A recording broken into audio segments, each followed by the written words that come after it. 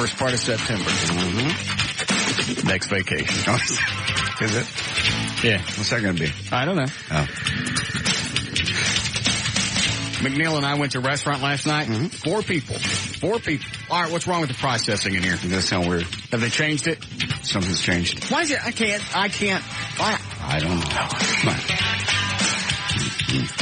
4 people came up and bitched because we were running best of yesterday. 3 guys at the bar and 1 of the waiters. Yeah.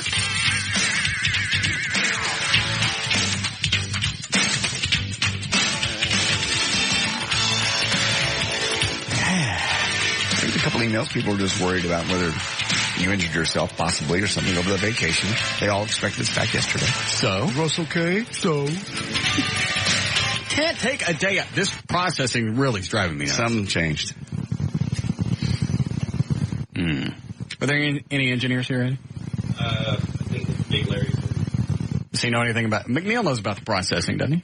I don't know where it goes. Where's it going? The other building. Oh, okay. Yeah. How was your vacation? Lovely. Good. Wonderful. How was yours? It sucked. Why? It just sucked. Why? What happened? I couldn't have sucked more if I had to put suck on my daily to-do list. What happened? I have no answer. Well, I mean, did you do something that made it bad? I don't know. Okay. I couldn't get into the vacation vibe. You needed to relax so bad. I tell you, one of the reasons I was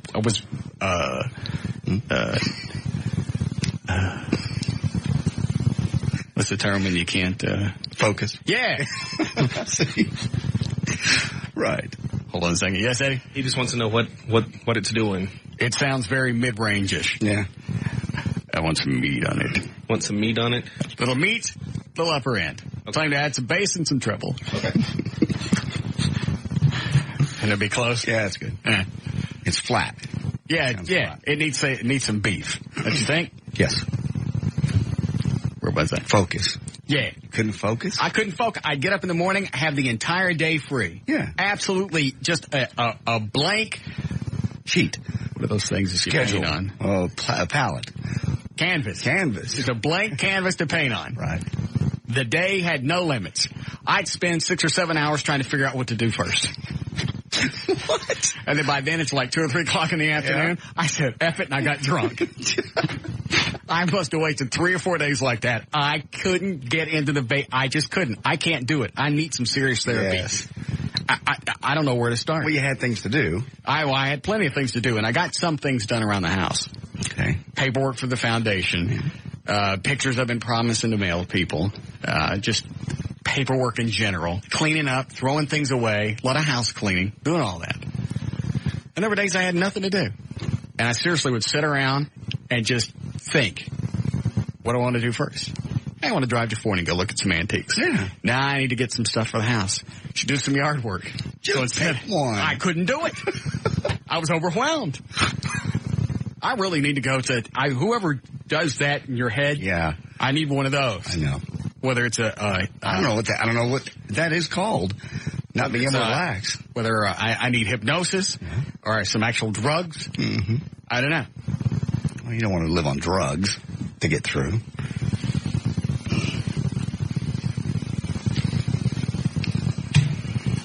I'm still pissed off that the station won't leave me alone. What are they bugging you about? Just the stuff from last week. Oh. All these appearances and stuff. We want you to do this. Leave me alone. Leave me alone. That was settled. I thought it is, but that pissed me off part of the vacation too, so I was focused on that. I knew you were going to do that. I knew you were going to drag that with you. Instead of being able to town. I got stuff to do. I have stuff to do, and the stuff won't wait. It will wait. I was so anal, I swear to God, I mowed my yard 3 times Friday. On Friday? Yep. Why? I was just cutting it, and I kept lowering it just to have something to do. Go to a movie. Get out of town. You could have gone to Cancun. We have a free trip anytime you want to go. That way there's nothing staring you in the face. And then something happens to my hair. Yeah. I get something in it. Okay. And it gets crispy and starts breaking off in places. Well, it got in your hair. I have no idea. It turned colors. Okay. It got really, not blonde, but really light color. Yeah. and it started breaking off in pieces. Was that something that you got outdoors? I don't know. How'd you fix it? I didn't. Well, it's not I got a big clump. It looks like I got a ringworm going on right up here. Can you see it? No. Why? Let me take my headphones off. Okay. See that? Oh, you do a little bit. That ain't a little bit. Look at that. I know. If it quit, you washed it and it quit. You maybe got just a minute. I don't know what. Freaky. And I don't know how long it's going to take to grow back. So now I'm at home, and I just noticed it one day, right? It's not like it kind of snuck up on me. Mm-hmm. Well, where did this come from? I got a ring. I don't remember petting no cats.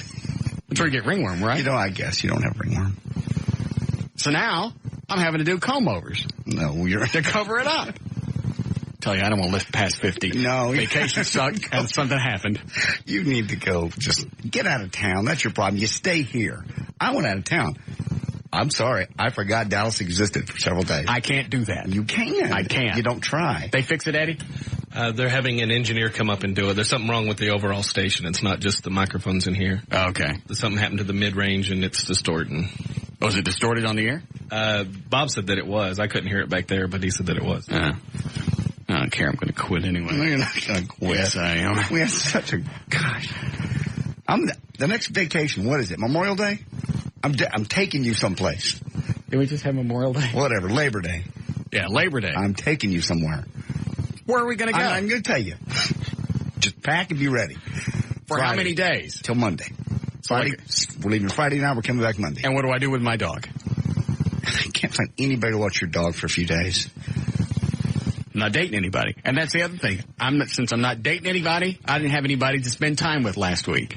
So I ended up having to bang, married chicks. Well, you loners. You were having sex. That's good. I want to give my life to God. No. Okay. All right. It's the only other thing I haven't tried. Haven't tried anything. You just throw your hands up and go, I can't. You haven't tried anything. You want Dr. Hamilton? To do what? To help you. He's a nut. He's not. He's a psychiatrist. He's a nut. We don't want to fix you completely, otherwise the show's going to be a mess. But I would like to enjoy vacation. The show. I would like to enjoy all the things that the show brings. I can't. I can't do it. I thought you said you came up with some way to enjoy. I did. It didn't work. Oh.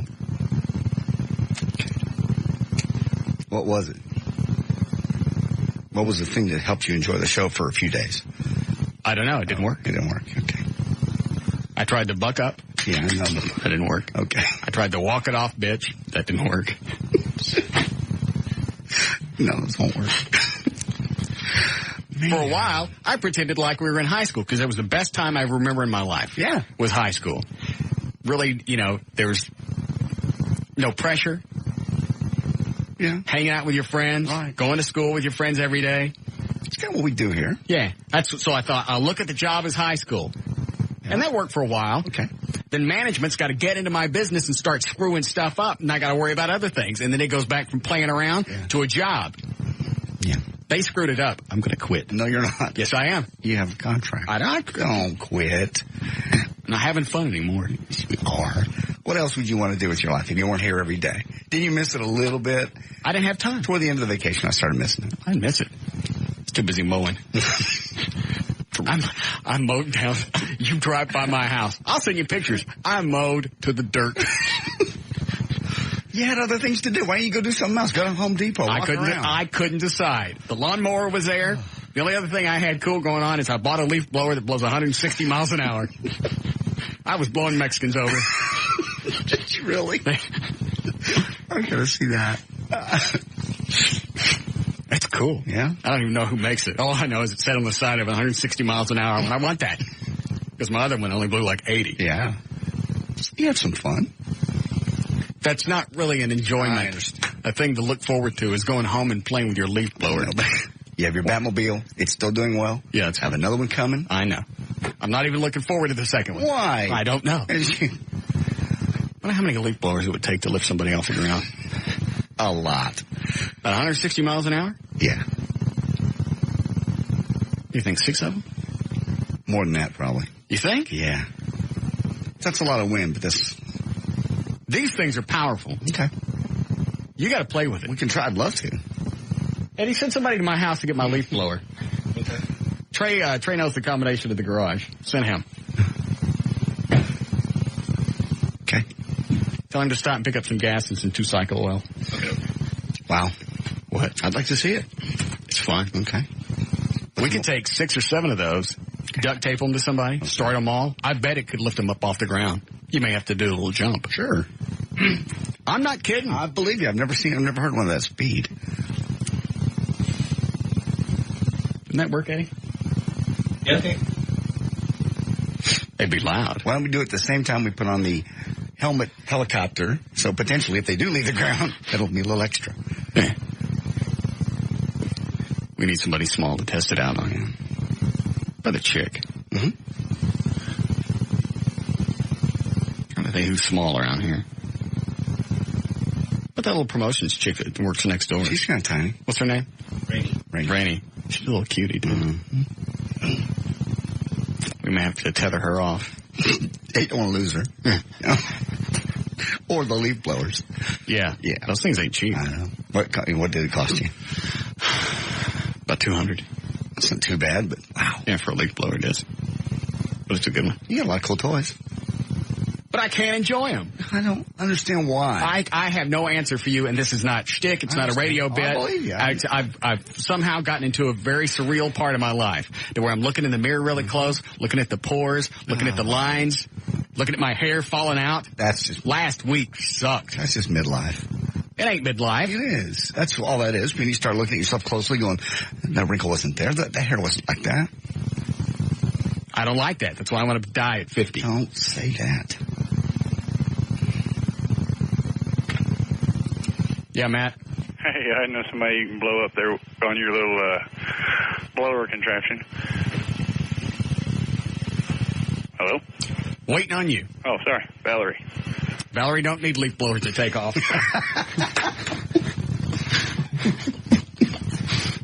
True. That really wouldn't be a good test. No. We'd have to put those on backwards on her. Keep her on the ground. Oh, man. Like you got to just drop the C word on Valerie. Yeah. And then stand back. And just hope no foam hits one of the wings when she's taking off. Yeah. Bless her heart. Valerie has some of the best fits I've ever seen in my life. And I've been around a lot of nutty chicks. I'd almost pay her to just watch her have another fit. Yeah. I love them. But you can't really plan for them. No. You're right. It's more fun if it's spontaneous. It's like watching a fire. And when you're doing mornings with her, you would just intentionally push her buttons. Well, you work with somebody long enough. Both of us, figured out each other's buttons. Yeah. It's easy to push hers.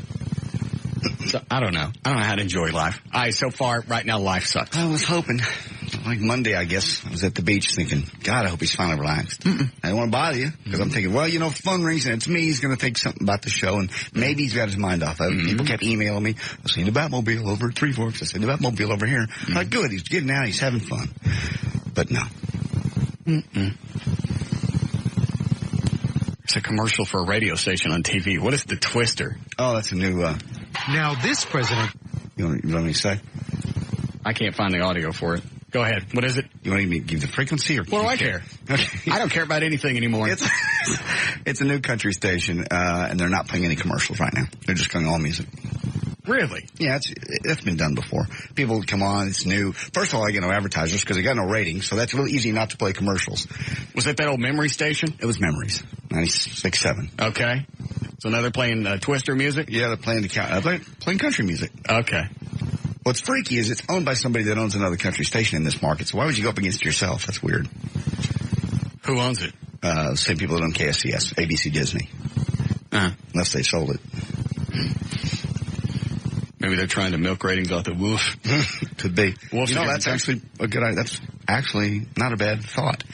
Because if you come on and you do something new and something hip, yeah, then maybe you pull a little bit away from the woof. The woof. And that's what we need. We need a name. We still don't have a name. No. Live 105. I don't like that. Need a name. Does it have to be an animal? Oh, like the Twister. Nah, the Twister. The mule. That's what I feel like every day. I come in, I got to drag this whole station behind my ass. That's all I turn into is a god mule. No. 105.3 The Mule. Don't do that. You're fine. Maybe that's it. You put so much pressure on yourself.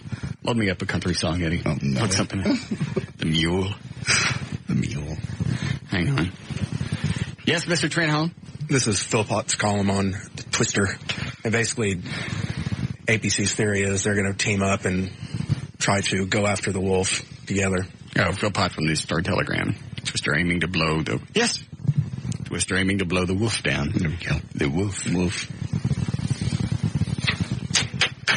Do we have any country? Just load up any song. Here, hang on a second. I like, do this one right here. No, the one below that. That's a good one.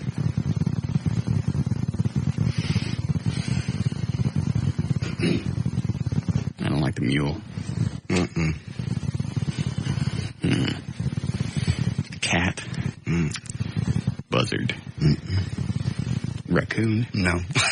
Not a good one. What's wrong with the raccoon? No. Not a strong animal. You think of a raccoon, you think of... Yep. But it opens up to some things. No. 105.3 The Raccoon. Lots of sun. 95 this afternoon. 77 for the low tonight. Back up to 92 by tomorrow afternoon. 93 now with Foreigner on 105.3 The Coon. See? Yeah, it's okay. Does have a certain flair. You're right. See? Call it the Raccoon. 105.3 The Coon. Reload that. No. 105.3 The Raccoon. Coming up today at 12 o'clock. It's Coon Tunes at noon. See? Yes. You're right. Bobby Neal's in there changing the sweepers right now, I'm sure. Oh, God. There's a Oh. We could have Coonapalooza. Yes. There's a lot of promotional opportunities. But we just changed to the live, and we should stick with that. You want to hear an idea for bumper sticker? Sure. All right, I'm turning the mics off. Oh,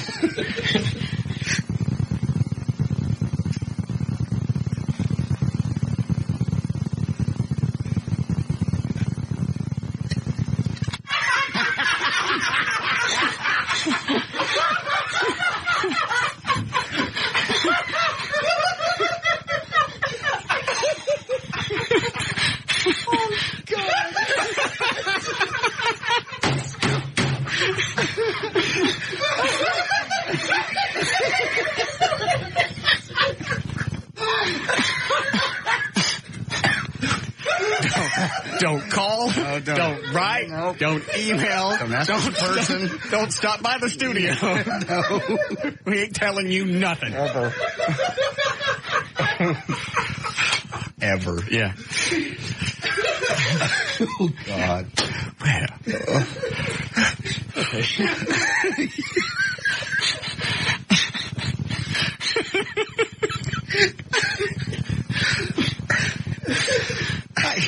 Hi, Greg.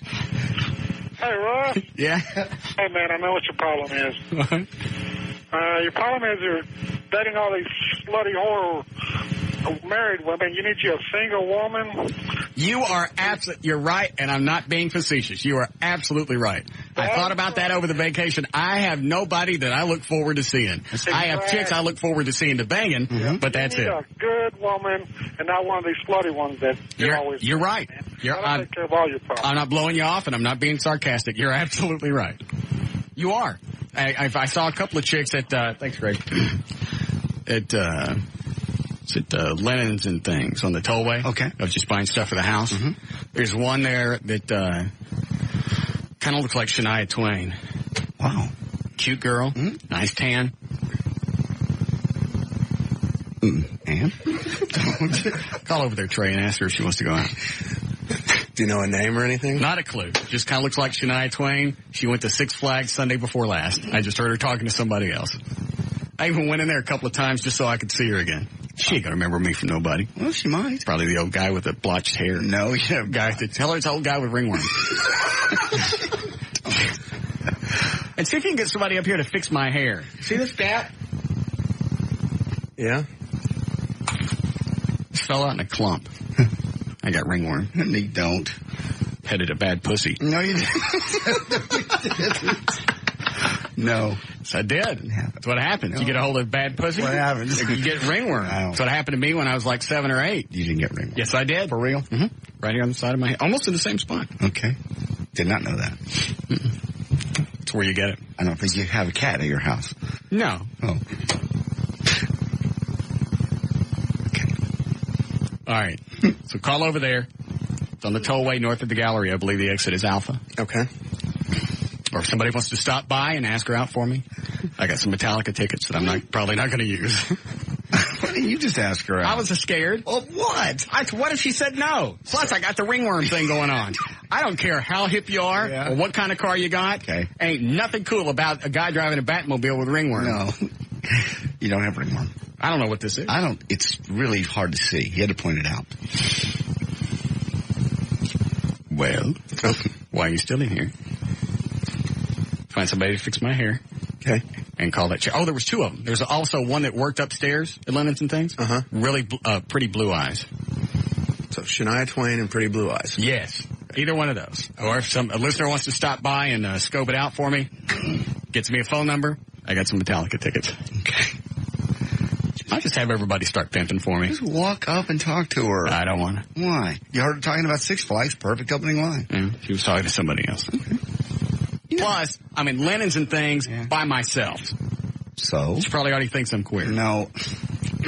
Straight guys buy stuff there, too. Well.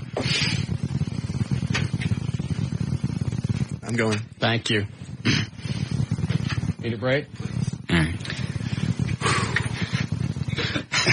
Don't. It's just too bad one of the funniest lines for the day nobody will ever hear outside of this studio. Go ahead, Randy. Hello. Hi, Randy. How you doing? Good. Hey, I'm over here off the tollway and off of Knoll Road. If you want me to stop by and ask this girl out for you. Yeah, go in there. You get a phone number and. Hold on, let me write this down. All right.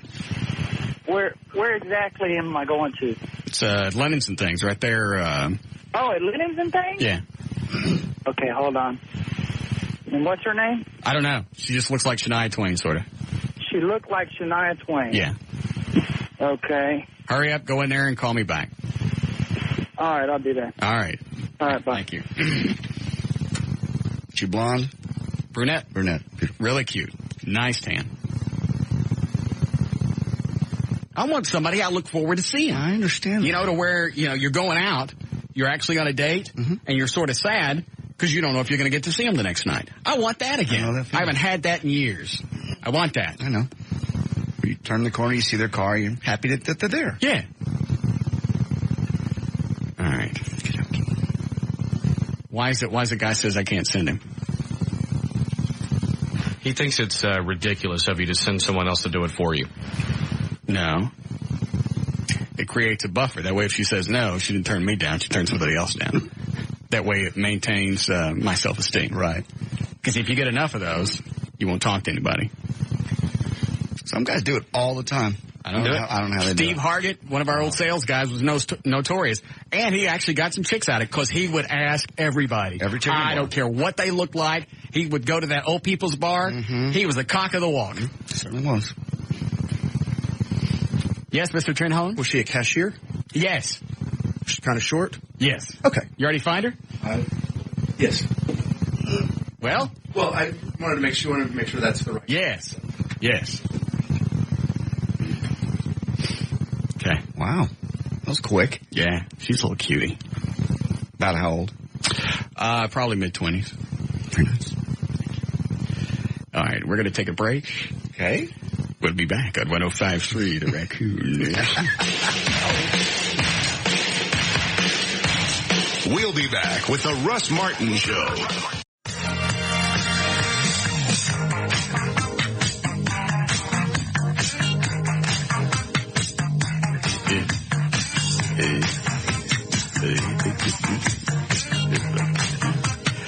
All right.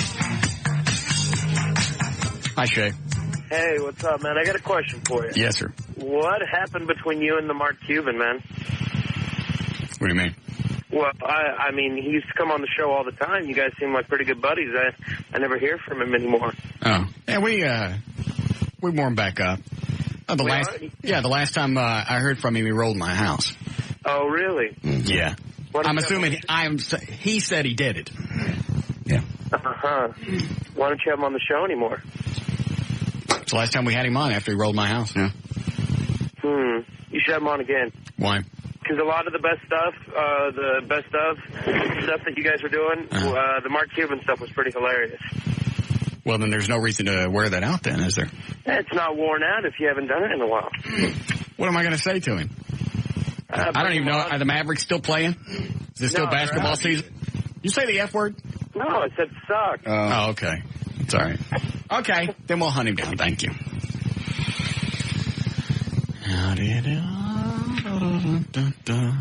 Yes, Randy. Hey, Russ. I'm still hearing Lennon's and things right now. I want to be sure who this girl is that you're talking about. She should be one of the cashiers. Really nice tan, sort of looks like Shania Twain. Blondish brown hair? No, brunette. Brunette. Yeah. Solid brunette, straight. Yeah, I believe so. I think last time I saw her, she was wearing her hair up. Wearing her hair up. Yeah. She may not. About a week ago. She may not work on Tuesdays. Oh, here I am walking around looking for somebody that might not be here, huh? I don't know. You'll know her when you spot her. Hey, go upstairs and see if that blue-eyed chick is up there. I'm upstairs. This other chick works. I don't know names. Well, I asked a couple of employees. You know what? Hit all of them and call me back with some names and phone numbers. I don't care who you talk to. Get them all. I'm just going to start doing that. Let other people do my bidding. Picking up chicks. Oh, I've done that anyway. Ken Lewis used to have you. I know, but this is a lot better. Why? Because this is a shotgun blast. It's not just one at a time. Yeah. Just, I'll go out. I'll see chicks that I think are cute. Mm-hmm. I'll send listeners after them. Perfect. Texas Tickets sent me a bunch of tickets to concerts. Okay. I don't know why. It's Haven over there. Right. Poison, Metallica, and something else. And we'll have a chance to go on all of those. Perfect, yeah. Yeah, so I'll just use those two. Let's go to Poison. That's always a good show. Yeah. Yes, Mr. Trenholm. I'm tracking her down. Can you please have the listeners quit calling at Lennon's and things? They're getting very mad. Are they getting pissed? Yes. What do they say?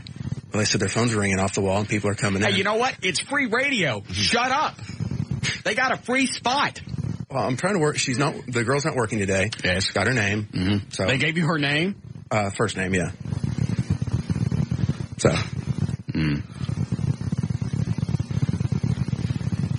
Okay. So nobody leave them alone.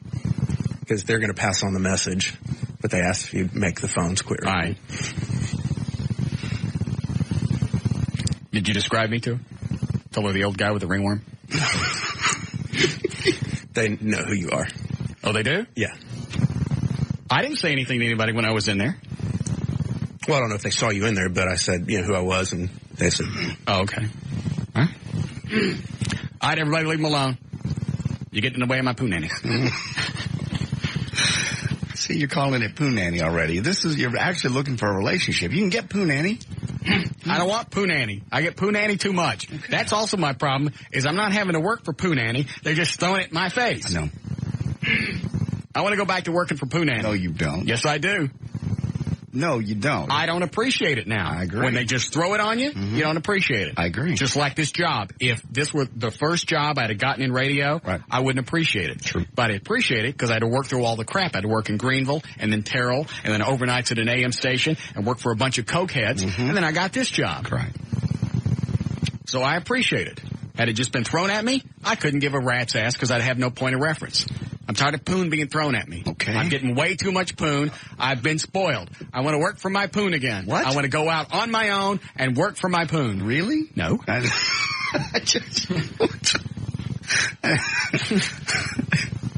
didn't think so. It's a lot of work. Well, I don't mean the work where you gotta, work it and take them out to dinner. Right. Well, I don't mind doing that stuff if I'm looking forward to seeing them. That's part of the event. I don't want to have to kiss a bunch of ass. No. I want to find somebody that I like, I want to spend time with, that I actually, look forward to. Yes, Mr. Trenholm. All right, It's being set up. Okay. Have they called her? They are calling her. All right. Girl that's setting it up, then I guess people were calling up saying, I got to win Metallica tickets. What's the girl's name? Oh, God. So then the girl at Lennon thing says, but I want the Metallica tickets. If she can set it up, she can have them. Find out who she is. If she's cute, I'll do her too. Okay. They got a lot of cute chicks. Actually, when you're going out, just scoping chicks out, right. That was a good place to go. That's a good idea. Because it's the summer. A lot of SMU chicks are out running around. They got to buy stuff for their dorm. Yummies. Very nice. I hear you're dealing with a chick that's still in teens or early 20s. No, she's probably in her mid-20s. Okay. Still kind of young. But she was cute. Okay. I mean, it got to the point, because I went back a couple of times. I didn't even need stuff the second time. I just went in and bought something. I got a bottle of Kaboom. I don't even know what that stuff does. I don't know it. I just walked in. I went, I've heard that name. I need a bottle of Kaboom. No idea what that is. And then I thought, you know what? I'll drive back by later. Right. In the Batmobile. Perfect. It's just like, take the Kaboom back. Sorry, I was looking for the Shabam.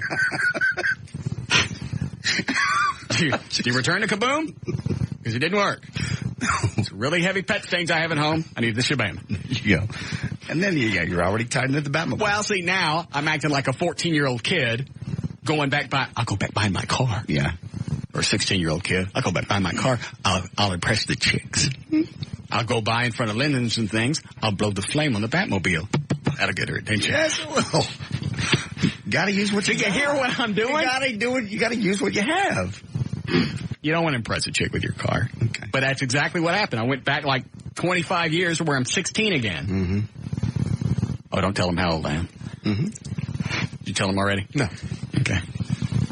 What, 25 years to 16, was it? Mm-hmm. I don't know. Let's see, 20 years would make me 36. And it's about 25, 26. Mm-hmm. We'll go back and check your voicemail. Maybe she called back. I will go do that. Get their fax number and fax over there a little note that says, I like you. Check yes or no? Yeah, do you like me? It's to get her to fax it back.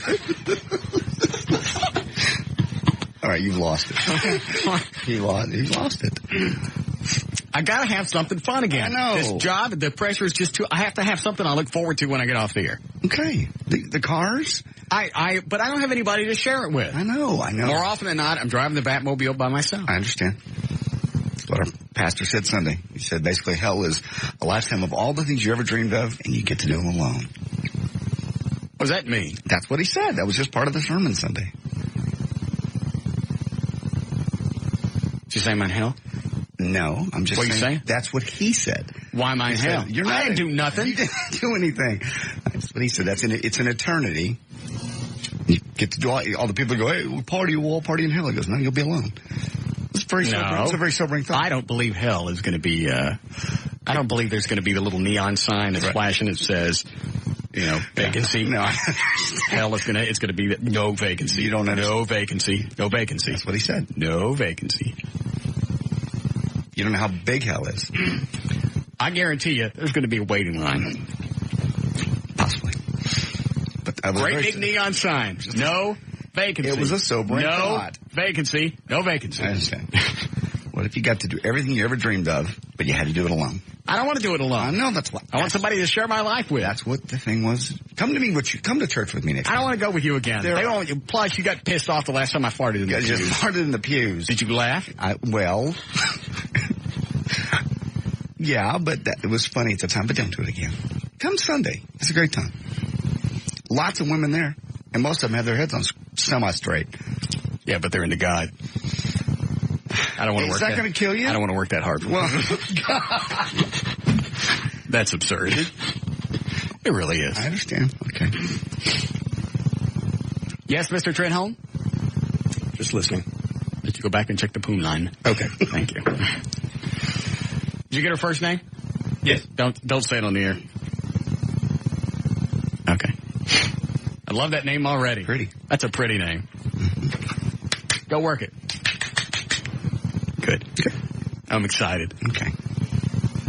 see. If I had somebody to spend my vacation with, I probably would have enjoyed it more. I agree. I spent part of mine with one of my sons and part with Joy. Good. All right. We'll run through these. We'll do news. Hi, Ray. Hey, what's going on? No. Hello, can you hear me? Yes. Okay. I just wanted to ask you, how did you like the end of your parade? The end of my what? The parade that you had before the you went on parade. vacation? It was fine. I enjoyed it. Very awe-inspiring. And I was wondering why the Dallas Morning News never show a picture of the final when you guys got there or anything like that, either on Saturday or Sunday. Not a clue. I don't believe, I know AP and UPI were out there. Yes. Fox 4 was out there, and I don't know who else. But you're right. That would have been a great shot of that procession coming out of the American Airlines Center to be in the Sunday paper, the morning news. Yeah. Nobody was out there. I couldn't believe it. That was an incredible, incredible sight when I saw all the cars just pulling out one by one. And I stayed back with Trey, and I watched him making sure that each car was following real close. Mm-hmm. And I was the last guy there with him. This kid was sweating so hard. It was incredible. It was a breath taken away just to see the beginning of the whole parade start. Goodbye. I understand Trey did a wonderful job. Yes. He was stressed out most of the day. He's stressed out the whole time. He worked very, very hard for that. Yes. It's a monumental event. Actually, Joy called me and let me listen to it on the cell phone because I could not get bumped on it. For one time, I wanted to get bumped on American Airlines and he wouldn't bump me. No, sir, we have plenty of seats. You were overbooked. Nope. Was that going to be the trick? Get on board. Yeah, the trick. You can say it now since it didn't work. Yeah. Somebody from American called me and said, what you do, if it's already, and they checked in the computer, it's already like 8 people overbooked, there's no way that everybody's going to get on that airplane. Right. Just show up at 7, and when they say... By the way, this is an American policy. This is just a suggestion to you by somebody that might have worked for the company at one time. Way down the road. Yeah.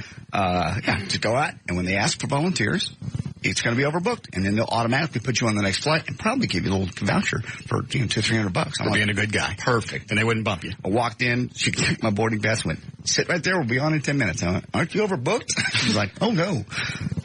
Okay. Rud.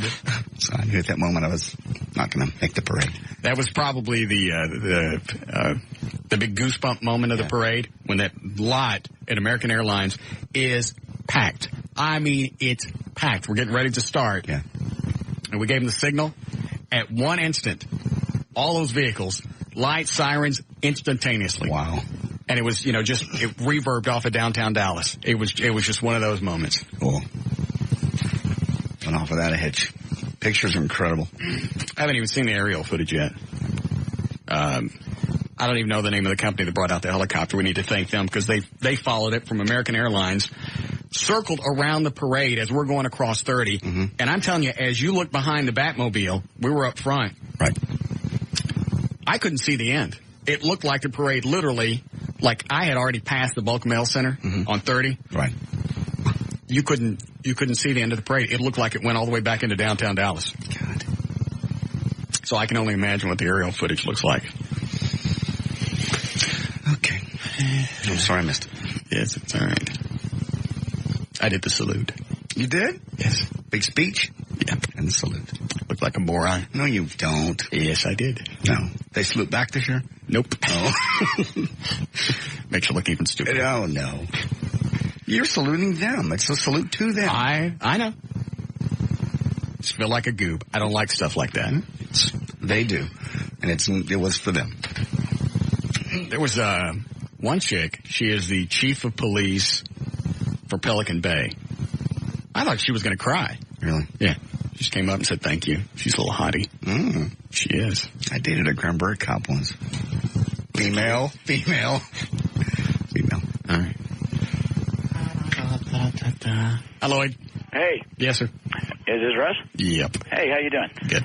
Just want to let you know, I talked to a girl over there. I think you said don't say her name on the air. Right. And she said she'd go out with you. What she look like? She's blonde hair, blue eyes, and she's answering the phone. Answering the phone. I don't remember seeing her. Was she cute? She sounded cute. You didn't see her? I'm sitting there. Not a chance. She sounded cute. Dude, you guys know better. All right. So that was the big parade. Incredible. Took pictures. Apparently I got a lot of email people going, tell Russ thank you so much. I don't know why they're sending them to me, but an incredible time. You stood around and took pictures, did autographs with the car. Mm-hmm.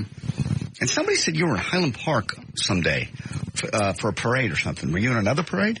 Yeah, the Marshall Bear. He's a Highland Park cop. Okay. Asked me if I would come out to their parade. 4th of July, was it Friday? It was Friday, yeah. Oh, okay. Driving that Batmobile slow in a parade, that had to be about 2 miles an hour. Oh. And it was hot. Yes. And the parade was about an hour. Wow. Kids running up to the car to get candy. Of course. Cans of silly string. No. Oops. Actually, it worked out that I had candy in the car. Why? You nail them. They would know better than to put silly string on the Batmobile. They didn't. So you see them hold a can up, you take one of those Tootsie Pops and you grab it by the stick. Right. I'm not kidding. It's like... Wow. So, yeah, that's where I was at Friday morning. Where'd you watch the fireworks from? Fireworks is... I didn't do anything Friday night. You didn't go watch fireworks anywhere? See? That was my week last week. Thursday night, crawled on top of Three Forks on the tollway and watched Kaboom Town. Oh, that's fun, yeah. Yeah. But Friday I didn't see anything. I just didn't. I was morose all week. I'm sorry. That's quite all right. Don't let it bother you. Oh, well, it does. I thought about you when I was on the beach. Good. I hope he's enjoying it. I have to get some counseling. You do, because this is serious. You're going to burn out. And now that management won't leave me alone. See, that was the other thing. I like my cocoonness. I like to come in, do the show. I don't like to talk to anybody. I don't like to worry about anything. I want to pretend that everything is fine outside these four walls. Anything that gets to me that says it's not fine ruins my contra. Right. I want to go back to being in my cocoon. I want to be left alone. They understand that. I don't know if they do or not. Well, this last time they backed down. When they saw that they were upsetting you, they went, everything's fine. I want to go to work for a little country station in the middle of nowhere. Don't. Yes, I do. I'll start my own station. You don't. 7:30, the Raccoon. No. No. Remember how much money you made? Small market radio playing country music? Yeah, I just sell all my stuff and live off the, what do they call that brown stuff? The land? Yeah, that. You can see you well, just being a rancher and cowboy. That's what I think when I think of Russ Martin. Living off the land. I see your crop come in. What are you growing? Weeds. Stinkweed. Want some? I just harvested a new bushel of stinkweed. For some reason, I can't unload it. I just set a stinkweed stand up in front of my house. Not a big crop. Went to farmer's market 3 times last week. What? Can't unload my stinkweed. No. It never happened. I got to do something. I know that. Okay. I think that's the biggest thing is I need a woman. I've spent enough time by myself. Mm-hmm. I enjoyed my time alone. Now I'm ready to spend it with somebody else. Somebody that I look forward to spending time with. Not somebody that's just going to stick their clam in my face and I ain't got to work for it. I understand. Like the married women that you're currently doing. Yes. I don't want that anymore. I want my own woman. Okay. Get one. I'm tired of these loners. You're gonna have the same problem. Somebody that can deal with this show. Somebody that doesn't have kids and doesn't want them kids because you don't. And you don't want somebody else is running around your house either. I'll lie to them. You lie to them and say I'm potent. Okay. And so that's one that's handled. Okay. Then someone that A won't listen or B understands this. I'll clean up the show. You will not. My personal life is much more important. You're going to modify the show. Absolutely. Okay. It may sound like porn stars are coming in and things are happening, but I certainly won't allow that to happen anymore. Gotcha. Okay. This works. See? If don't want kids, don't have them. Break again? Damn. Did we just come out of that break? 3:38. Okay. So you're going to begin this new page in your life all based on lies. Yes. That'll work out well. Look forward to it. All right. We'll be back.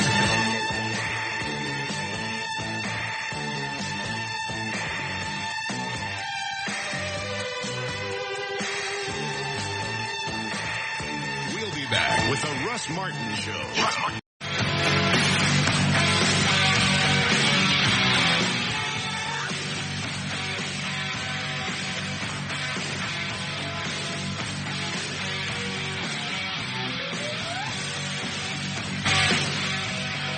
All right. Ready for news? Sure. I have 2 questions. Okay. Hold on. Mr. Trenholm has entered the arena. Yes. Vinny from the Platinum Club called, and he said before you give up porn stars, he is bringing in Shayla LaVeaux next week. And Shayla LaVeaux? Uh-huh. She's coming to town? Uh-huh. Can we get her on the show? Yes. I don't know who that is. She's a porn star. She's pretty hot. How do you spell her last name? LaVeaux. Hang on. You pull her up on freeones.com. He is now putting it as part of the contract when they come in that they have to come in, get naked, and roll your marbles. Really? Yeah. Well, he told Raquel Darian to do that, and she didn't. It's one of the biggest disappointments. Okay. Shayla LaVeaux slideshow. Look at some of these pictures and see if she saw. Yeah, she does. Mm-hmm. All of it. Mm-hmm. Stop looking at me. I hate that.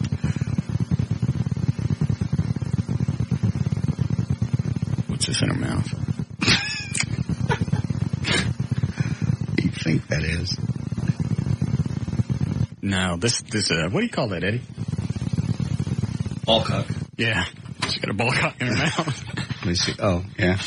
That's the real name for it, right? Yes. Yeah. Yeah. Little dog collar on. Yeah. But it's like in Pulp Fiction when they stuck that in a big round ball and yeah, why would you want that? I have no idea. So. That's just funny. It's called a ball cock. Mm-hmm. That would drive me nuts. Oh, yeah. I don't get the fascination at all. Okay.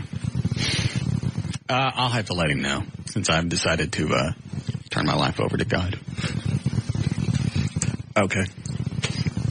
Any word on my hot date from Linens and Things? They called back and she said she was flattered, but she has a boyfriend. Bring the slut in. Bring in Shayla LaVeaux. I don't know. I don't know this chick. I hate breaking into porn stars. I know that sounds jaded, yeah, but I do. I like the ones that I know. Terry Weigel? Yes. Who's the other one? L.A. Yeah, whatever. Mm-hmm. Danny Sexton? Yes, Danny's good. You know that they're going to be a great time when they come in. These other ones, they're just, again, you got to negotiate. Like the one that wanted me to rub her feet. Get you and your poon out of here. She was quite surprised when she was asked to leave. Yeah, she thought she was going to stay. Mm-hmm. I gave Trey the eye. Was it you or Dan? It was me. Okay. I went, I'm going to the bathroom. That's a sign to get her out of here. Gotcha. Vinny said he talked to her about, getting naked, everything. She said, I'll walk into the station naked if I need to. Were there any other chicks at Linens and Things? There are some other chicks over there. I mean, there's any of them available? What about the one with the pretty blue eyes? I'll find out. Yeah. They're a little wigged out right now. Why are they wigged out? Their phone, all of a sudden, out of the blue, their phone lines get flooded. So? People wanting to find out the Shania Twain-looking chick and wanting to win Metallica tickets. They got a free spot. Yeah. Not only the name of the place. Right. You get the location. And everybody knows they sell Kaboom. And our chicks work there. Yes. Goodness. Did they say thank you? They said yes. They didn't say thank you, did they? No. They were just a little wigged out. Okay. Yeah, have them run the building. And then if there's nobody there, have them walk next door to Pier 1. Check in there for some chicks. I still got the Metallica tickets. All right. Tell Benny I'll let him know about Boobala, whatever her name is. Shayla. Whatever. Okay. Thank you.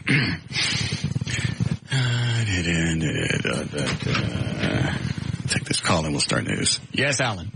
Hey, I went over to Champs the other night with JD and them for the Kaboom Town party. Mm-hmm. I just wondered if JD was aware of who else was there with us. No idea.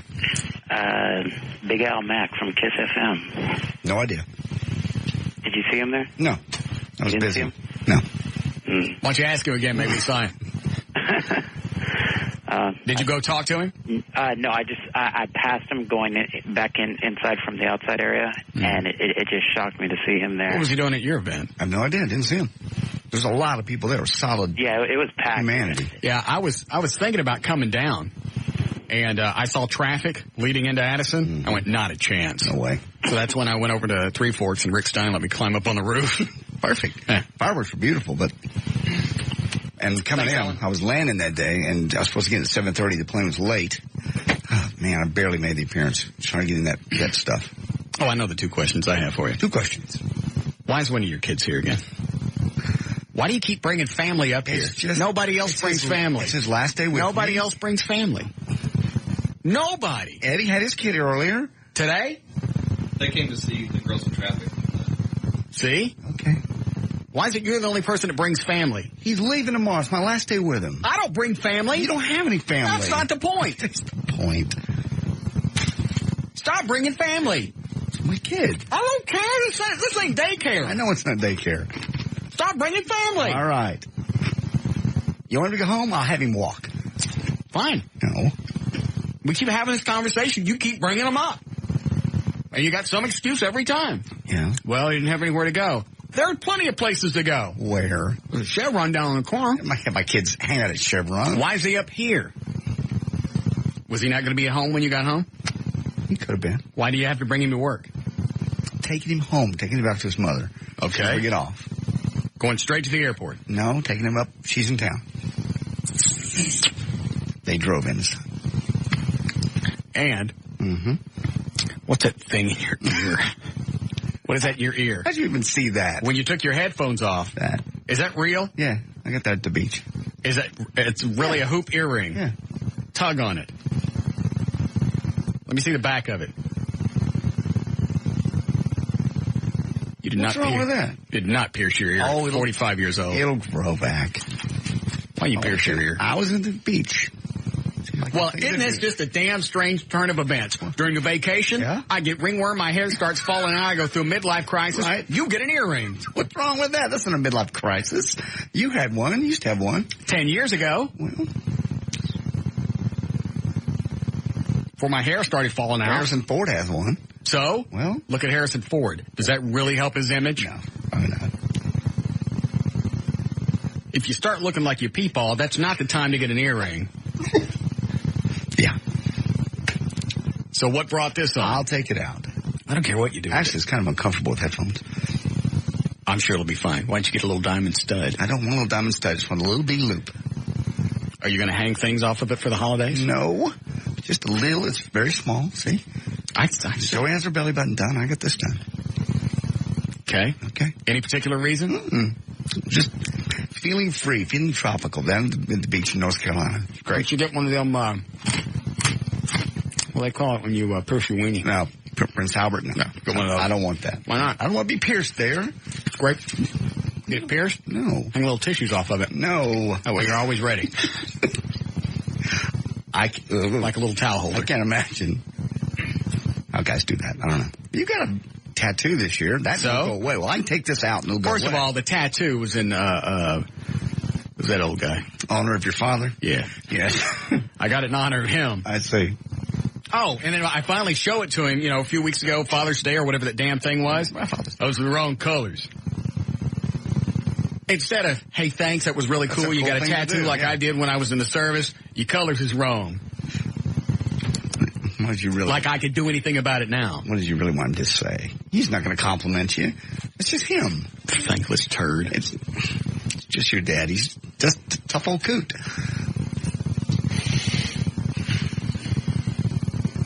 Anything else you get pierced? No, that's all. Just a little bitty thing. And it'll come out. And it'll heal back up just like yours did. Okay. Amazing. I'll send my son home in a cab. Make you feel better. I don't know why you keep bringing them. I keep saying, stop bringing family. You keep bringing family. Taking him back to his mother. That doesn't answer the question. Why do you keep bringing family up here? He's harmless. That's not the question. This is not daycare. This is not where you bring your family. We keep having a conversation. You keep bringing them. And every time it's a different story. Well, I got to take him to his mom. Well, I didn't have anywhere to go. Well, his friend had to drop him off someplace. Don't bring any family up here anymore. Next thing you know, it's another story. Well, you need someplace to sit for 4 hours and get on your nerves. It's not on my nerves. My nerves. Oh, your nerves. How's he on your nerves? He's not supposed to be here. Oh.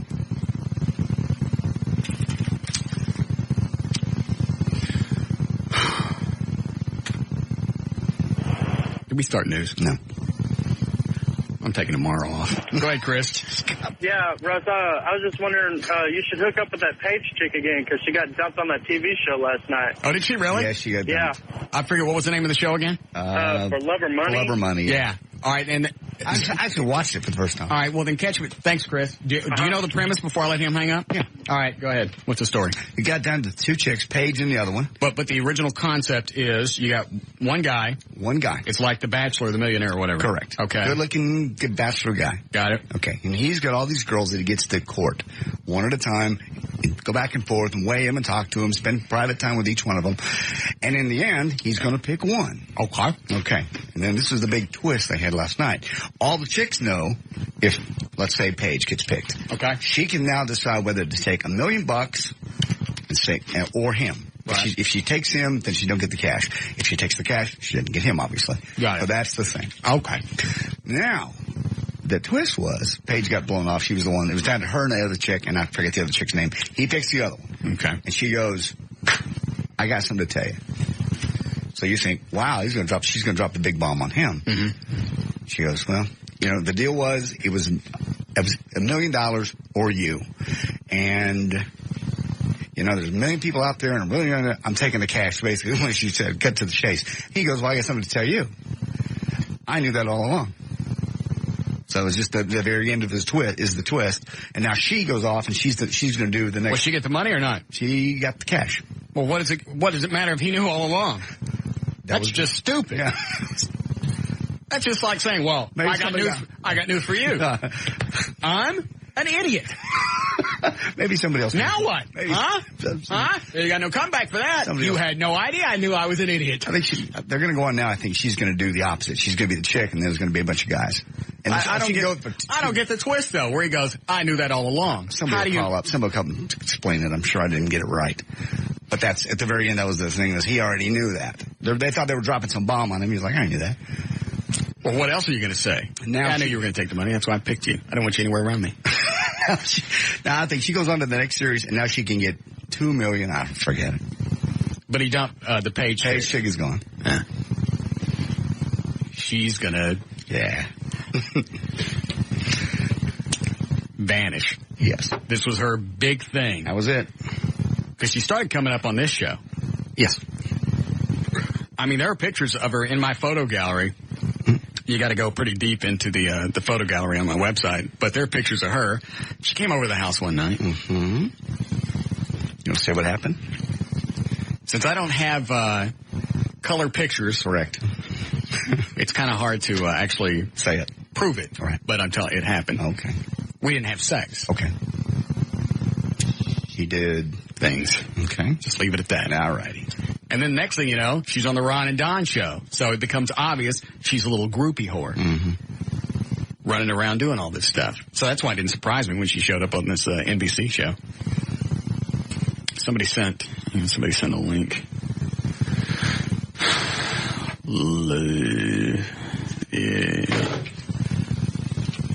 LovePaigeJones.com. She has her own website.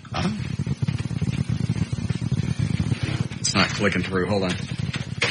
Love Page. Page with an I, right? No regrets, no looking back, no second thoughts. LovePaigeJones.com. Gallery. Oh, she thinks she's in with a Hollywood crowd now. I'm in. I've opened the door to Hollywood. I got my big nose in the door. I'm ready to go. Mm-hmm. Stardom is just feet away. Moments. Get some of the pictures she's got here. She needs to get a nose job. Nose is too big. That's why I stopped seeing her. Somebody emailed me some pictures of her. Sent you some pictures of her? Uh-huh. Yes, sir. Yeah. Here's a good one.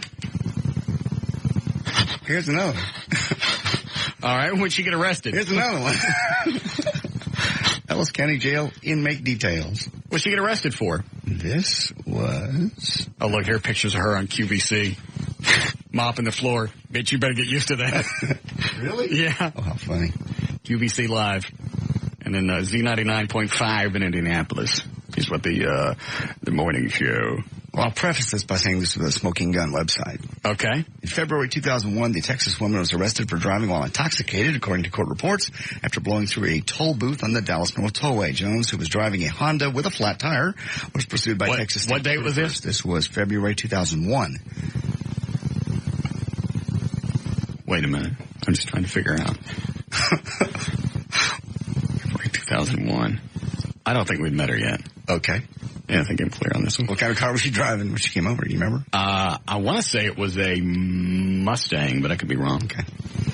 Jones' vehicle was seen weaving across the road and could not pull over when the officer activated the cruiser's lights and siren. Yeah. Only when the trooper pulled alongside her car did Jones finally stop. I didn't see you, she told the arresting officer when she asked why she didn't stop. Then in May of 2001, same year, Jones was arrested a second time in Richardson, Texas for driving under the influence. She was also picked up for outstanding charges involving driving a vehicle with insufficient insurance and expired inspection certificate. Wow. Then in July of 2001, she was busted a third time in 5 months. Cops in Ellis County, Texas, nabbed her on a misdemeanor charge of driving while her license was suspended on the previous charges. Yeah.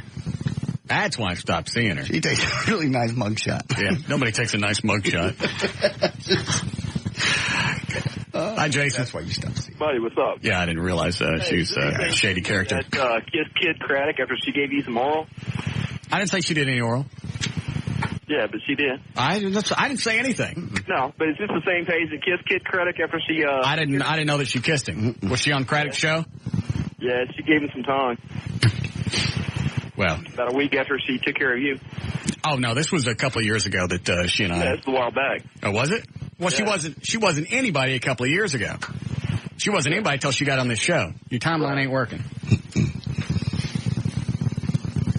But I'm sure there were probably still remnants of me on her tongue. No doubt.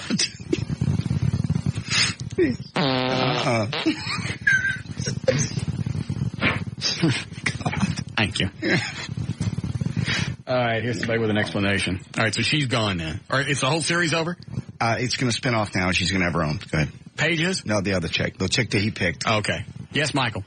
Hey. JD, man, are you drinking? I told you I screwed it up. Just give me details. Give me the story, Michael. Okay. Well, first off, he did not know until about a week ago that they were going to get money. Okay. So then they told him that they're out for money. Okay. And then they told him that the only way he can get $1 million is if he picks a chick that'll just pick him, not the money. So all right, slow down. Hold on. Okay. He's got to pick the chick to keep the money. He's got to pick the chick that's going to stay with him. Correct. And he gets the $1 million. Money. Okay, correct. Got it. Well, then the twist was last night is if the chick did choose him over the money, that she was going to get $500,000 and he was going to get $500,000. So that was the twist. And that Aaron chick, the other chick, not Paige, said, "Hey, sorry, Charlie, I'll take the money and run." Okay, so she gets the $1 million and he gets what? Nothing? Squat. He gets to come on home and not have a job. Oh, that's right. He lost his job at the law firm. Mm-hmm. Yeah, I guess that's what happens when you're in the military and you start grabbing up on some chicks. Yeah, I had the same problem. So now. See, they thought this was going to be their big thing. We're on this NBC show. This is going to open the doors for everything. Of course. You can be living in a condo with Sinead O'Connor. That's where this crap's going to lead. It's just so common. There's so many of them now. Yeah, nobody's going to stand out. At all. Now that the show's over, what is this Paige Jones? What's she going to do? Where's she going to go from there? Ron and Don. Last time I saw her, she's going to have to find Ron and Don in Grand Rapids. Right. Last time I saw her, she was at this Paige chick. This was like a year and a half ago.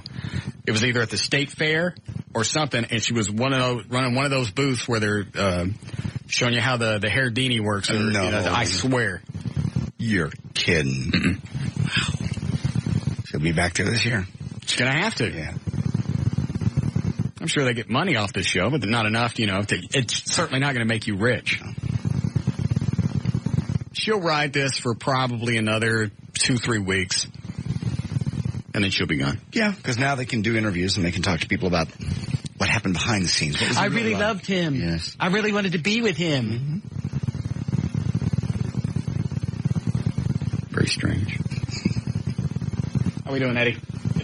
All right. Have we started news yet? No. I'm seriously taking tomorrow off. No, you're not. We just took a week off. So, yes, Gary. Yeah, Russ. Don't scream at me. What's up? Nah. I just want to let you know I've gone big time. What happened to you? It's one of those. I'll run one of these copies of a big article they did about me in the Mesquite News. They got your name in there. Why was my name in there? I would. They just put it in there. They did a big article. Pretty cool. Nice. I appreciate everything. But I didn't give them a quote. What did they say? I know, but they still got you in there because they listen to you. They know you're the man. They were talking about you yesterday. Is the story online? Is there like a mesquitenews.com? It's Mesquite. I don't know that for a fact, but I got a bunch of copies. Do you have the newspaper in front of you? I got it. Yes, I do. It probably says someplace on the front page what their web address is. It's What's the name of the paper? It's called the Mesquite News Star, and it's got www.mesquitenews.com. All right, mesquitenews.com. Okay. See if you can pull it up. What section was it in? It's in section 1B. And they got a picture of me on the front, and I've lost 80 pounds. Wow. And I'm not far from collecting my $500. It's a pretty good article. They mention you in there, and I'm pretty excited about it. They're going to do another one. And they were really talking yesterday. I went by to talk to the writer, and he said that he wanted to get a quote from you. I said, call him. I said, he's got a lot to say. You have turned into just my little meatball of a man, Gary. Well, I'll tell you what, I'm the next big thing, and I've been trying to tell you that for a long time, so you don't get the wax out of your ears. The lover misses you, Gary. You better shut your mouth, Russ, and don't start that crap, because I'll find that paper up there, and I will lay the smack. Why don't you come up, take off your Scooby-Doo pajamas? Hey, I'm coming up there tomorrow. I'm coming up there with that. You have the cute Scooby-Doo pajamas, but open the door flap in the back so I can get in at your hands. I want to know, Russ, I want to poke in your little Debbie snack cakes. Big thing runs wild on you, punk. Let me bask in your manifolds of flesh.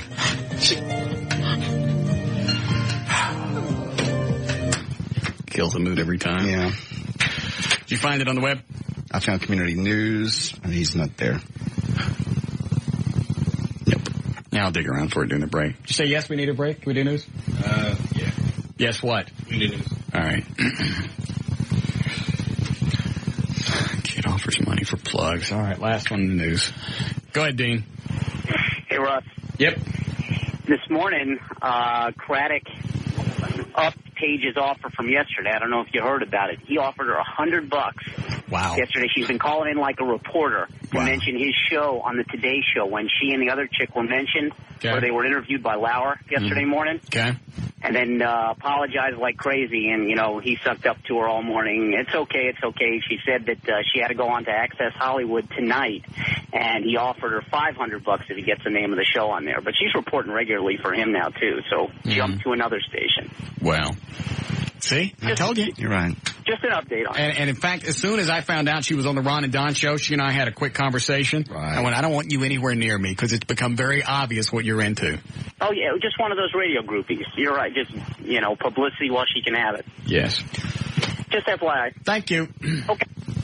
Yeah, she'll work this another 5 to 7 days. Then nobody will care anymore. What's to care about? Yeah. And she's probably already bought a house. I don't know where the show was produced. Let me look at the Chicago premiere party. Is this thing produced in Chicago? All right. Wherever it was produced, you know, she got an apartment there. So now she's living there. Or she's living on the West Coast. Or the East Coast. Well, you got to tip. That's where the vibe is, man.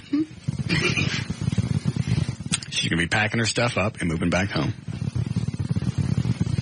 And I'm sorry, I'm no longer interested. No. Not at all? Mm-mm. Even a little? That again? Yeah? No. Yeah, I might. Just once. Yeah. I ain't gonna wipe. No. All right. Here we go. I'm really not coming in tomorrow. Why? I don't feel like it. Why? I'm getting suicidal. No, you're not. I am. You've got everything in the world going for you. I got nothing. You're nuts. You got a big, beautiful house that you could pay off if you wanted to. You got a Batmobile, Mach 5, another Batmobile coming, a great car, a great life, a great job that anybody would die for. Friends? I don't enjoy it. Why? I don't know. What more do you want? Come to church with me. I don't want to go to I'm church. serious. That's going to screw me up. I'm not being... No, I'm... Yes, it will. No. I'm not being... I know exactly what you're going to say. How's that going to screw you up? I know what you're going to say. The missing component in my life is, and I don't want trying to fill up your life with stuff. No, I got the stuff I want, I like. The stuff I have, I like. Right. And you still feel empty. It's because I don't have anybody to spend time with. Okay. Don't even. I'm not saying a word. I'll say okay. I know where you're going with this. I'm not going anywhere. I just offer. Here's going to be the problem. Here's going to be the problem. Now you decide here. I'll let you decide. Okay. Okay? Yeah. This is going to be your decision. The future of this show from this point on is going to be your decision that you're going to make right now. No. Ready? Yes. Here we go. All right. You're going to say that God is a missing component in my life. I'm going to say spiritual. I should live in a more spiritual fashion. Just listen. Okay. I should live in a more spiritual fashion. Help spread the gospel.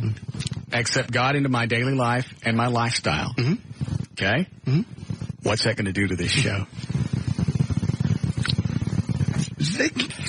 It can be. The two can't coincide. The two can't live together. All right. Platinum Club tonight. Okay.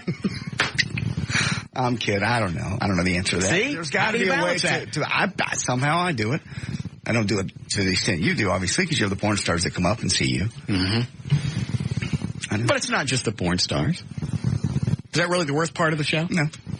What's the worst part? What's the worst part that God wouldn't approve of? I don't think God approves of this show because you bring laughter and you do it with a sense of tongue-in-cheek very much. You're not ugly. You're not vicious. You don't attack any one group. You attack everybody because you point out the flaws in everybody. So should I White, black, Mexican. No, that stuff, that shouldn't change.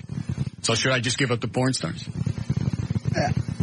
Again, I'm certainly not one to point a finger because I'm not perfect. And I have things in my life that I do. But I also find some comfort in the things that are said in church. Mm-hmm. So that's what you want me to do? Because if you want, I'll let God into my life and totally live the lifestyle. I think God is in your life. He is. Okay. Then but you mean live the lifestyle. I'm telling you, that's going to take a great big grunt on this show. I'm not saying sell everything and follow Jesus. I'm just That's saying. what my dad's saying. You better get rid of everything and get things in order. Because the time's coming. No. That's what he says. Well, eventually we'll all face that. Hi, Jeremy. Hey, how's it going, man? Yeah. Hey, who do you got on your Deadpool list that just died? I don't know one. But yes. Again? Again, yeah, he died. I know. Thank you, though. Oh, okay. I got probably 55 emails over the past few days that Buddy Epson died. Yes. Is there a reason why? Deathpool. It's got to be on somebody's. He's got to be on somebody's list. Did anything with Buddy Epson run during Best of? It might have. Okay. That's the only thing I could think is maybe if he sounded like he was just on the show, they're going, hey, then they're going to want to know. I think it's been over a year since we had him on, wasn't it? Well over a year. Yeah, it was the other studio. Yeah, and he had a hard time hearing us. He was a sweet guy. Yeah. He was always nice to us. He always was. A little hard to understand at times. I thought it was something God might not have approved of. What? Your bumper sticker earlier for our radio station. Ixnay. I didn't say that on the air. I know you did. Thank you. Hi, Barbara. You guys, y'all have a little sensitivity. You're talking about my friend's daughter who lives in Richardson. I don't know who you're talking about. Paige Jones. Okay. Well, first of all, let me point something out to you. Anytime that you put yourself in the limelight, you're open for anything. So if you want to continue this conversation after that, because you're going to lose, if you want to continue this conversation after that, just understand when you step into the limelight, you open yourself up for anything. Okay, well, first of all, I'm not stepping into the limelight. No, I'm talking about Paige. I don't have to have any sensitivity towards her whatsoever. Well, you do. No, I don't. I've just explained to you. Well, first of all, her criminal record's on the internet. Is that where you got it? Yes. Okay. You know, and you don't need to be announcing on the radio what why is it okay to bring up that attorney guy, bring up his past? That was okay, but with Paige, that's not okay. It's just that she's a young girl. I don't make any difference. Why is one okay and the other one isn't? I know her dad. I know her. Lady, you're not answering the question. Why is one okay with the attorney to bring up his sordid past and hers isn't? Because I know Paige. Lady, that's not the point. Well, I'm sorry. Well, I don't care if you're sorry or not. If it were my daughter you were talking about, I'd be up there ripping you a new one. Well, then come on up and rip me a new one, but either it's okay for one or it's not. No, it's not. How come you didn't call up and said, hey, stop talking about the attorney and his past? Oh, sorry. It's different. It's different because you got double standards. No, I don't. Yes, you do. All right, explain to me how it's not a double standard that you can talk about one and not the other. I'm a mother to a 21-year-old. So far, you're not telling me anything that's pertinent to this conversation. Well, yeah, I am. No, you're not. Why is one okay and the other one isn't? Is he less of a human being than she is? Why do you have to announce on You're not answering questions. You're not, lady. Either answer the question. No, I know that. Okay. Either answer the question or don't. You keep answering questions with stuff that's not pertinent. Okay. Oh, nice. Yeah, then she throws the F off. Nice mouth. What is call return? Star 69. 69? Sometimes it works on this, sometimes it don't. Yeah. We are sorry we are unable to complete the What was her name? Barbara?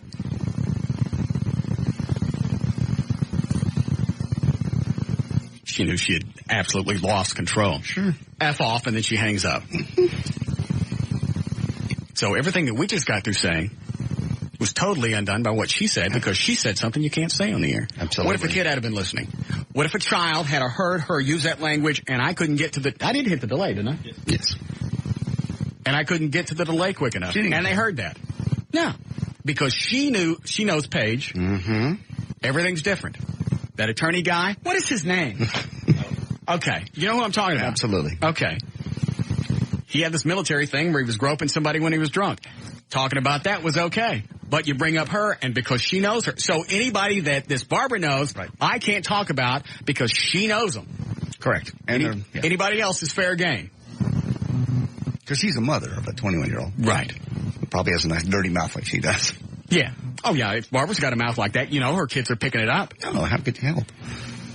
And certainly a mouth like that also is indicative of probably her moral standards. Probably a slut. You would think.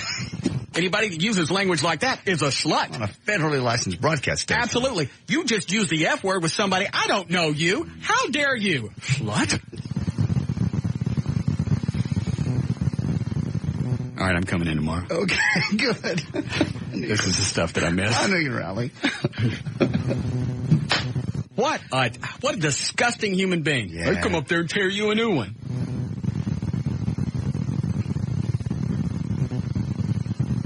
Barbara.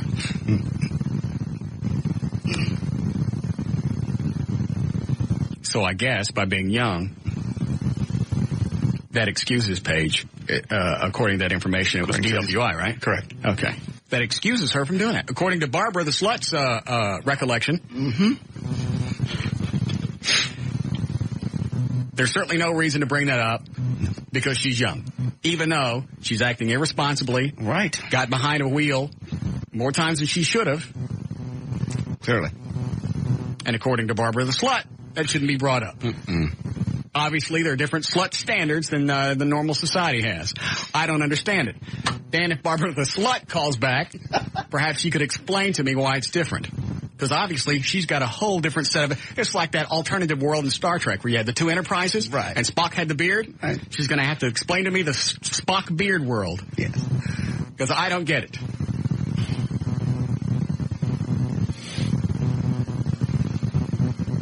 Barbara the slut called back in.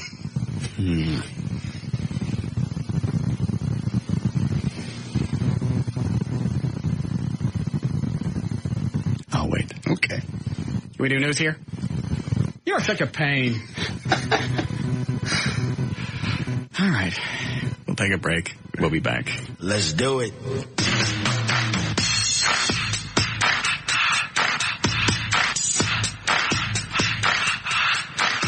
We'll be back with the Russ Martin Show. Russ Martin Show.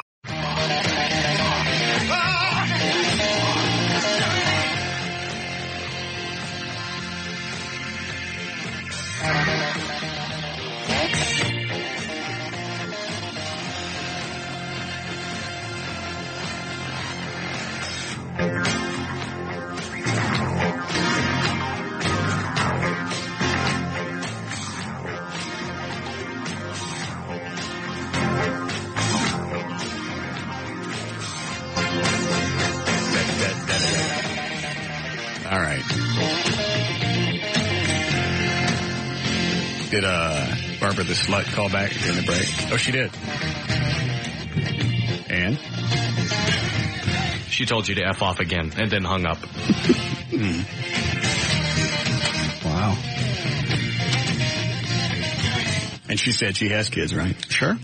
21-year-old daughter. Probably following her footsteps. Right. Yeah. Because I hear being a slut's genetic. Yes. It's hereditary. Sure. They're probably running their own whorehouse. Possibly, I don't know. Yeah. I don't. Oh, very entertaining.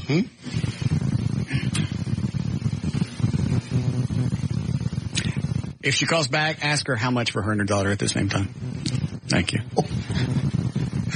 Wow. She stepped into this. Yes. I didn't ask her to call in. Have you heard me give the phone number out? No. Thank you.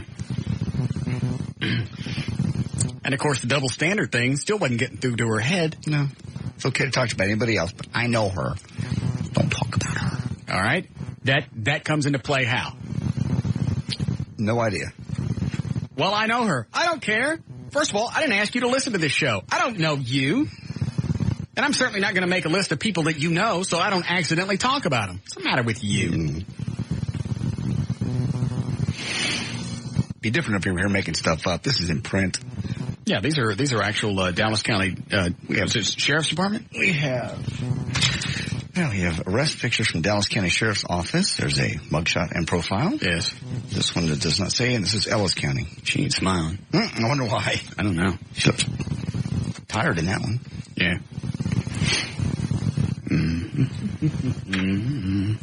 Go ahead, Scott. Yeah. Yes, sir. Hey, Russ. Yep. First of all, I'm your ultimate fan, brother. Thank you. Check it out. Dude, we were at, my buddy and I were at the after party for the Ozzy concert. Ozfest? At Okay. Trees. And I approached Robert Miguel. Turn your radio off. Okay. I said something to Robert Miguel about you, and boy, he did not like that at all. He basically said that you're not worth anywhere near what they pay you. You're talking about Fat Robert? Yeah, Fat Robert. Why would Robert hate me? We've always been nice to him. I don't know, dude. I don't know. So check it out. So what is he pissed off about? I don't know, dude, because you rock and he's Robert. I don't know. He's got no reason to be pissed off at me. I know. Dude, I don't know. But I got to defend you, dude. So I got a buddy working up a tapestry, big enough to hang down a couple floors from the top of their building. Robert Miguel in a dress and drag, dude. You know what, I'll get on the news. I'll call over there and find out what Robert's problem is. Okay, bro. Thank you, Scott. Used to be on with Darren at night. Okay. All right. Swear to God, we're about to start. Okay. Yes, Gene. Hey, man, how's it going? Good. I was just calling in wanted to, kind of touch on that Barbara the Slut deal, You don't have to know where she lives because I'm getting kind of worked up thinking about this.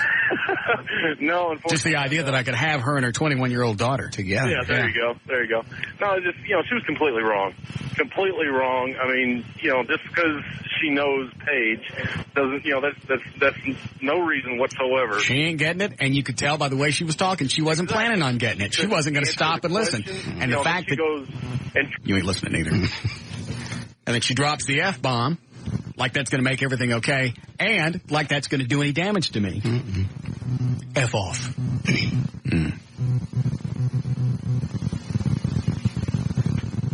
That just got me worked up.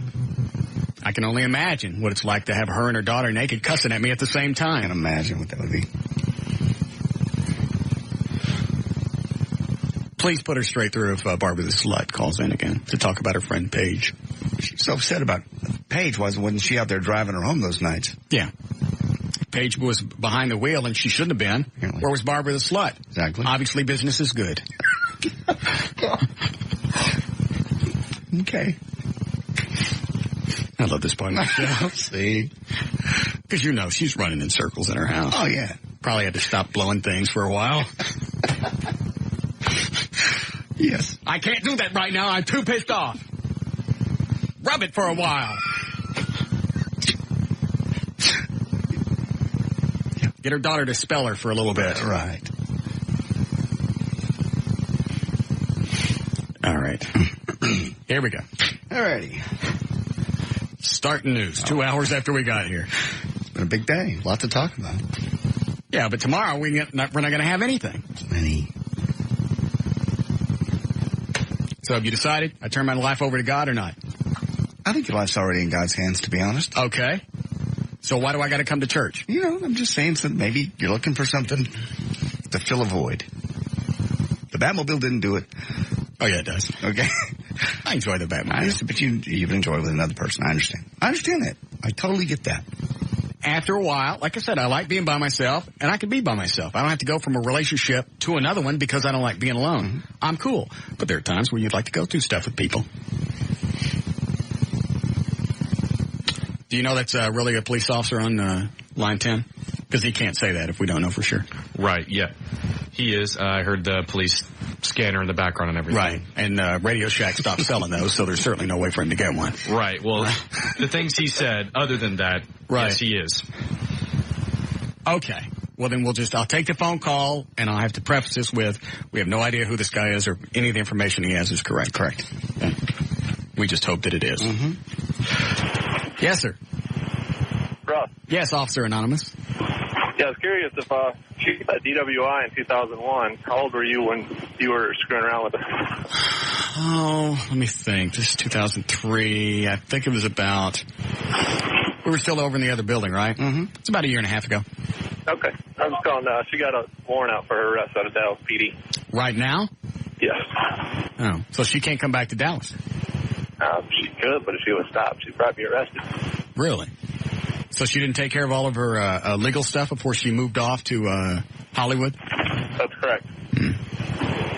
How very interesting. All right. Thank you, Officer Anonymous. All right. Again, we don't know if that's true or not. All right. What does Gary want now? I'm trying to do news. What's he want? He's calling back to say he's coming up tomorrow. What for? I think to bring you a copy of the article from the Mesquite News. Okay. Fine. I'm excited. I can't wait for it. Tell him to make sure he's got on those. I'll tell him. Make sure you got on those Scooby-Doo jammies with a flap in the back. I want my money, too. First of all, I get into your pants before you get the cash. I want my money. Russ, you trying to be a funny guy. Well, I'm telling you, you're barking up the wrong tree. I don't support no big fat gut no more, punk. Yes, you do. I know I don't. Mm-hmm. Hey, man, I'm a lean man. I want you to come up and show me that overgrown potato of love. Pounds, buddy. 229 pounds, and I got about 10 or 15 more pounds to go. First of all, 230 pounds is still a fat ass. I won't. Let me tell you something. And West Mesquite sucks. If you don't roll my $500 out, I promise you, there ain't gonna be no more show. Yes, there will be.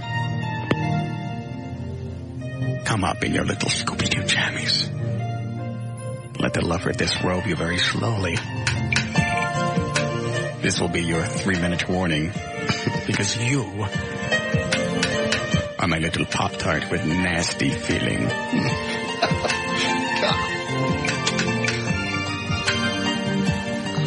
I love my Gary and the many things that his tuchus produces. Like the snack cat. I see.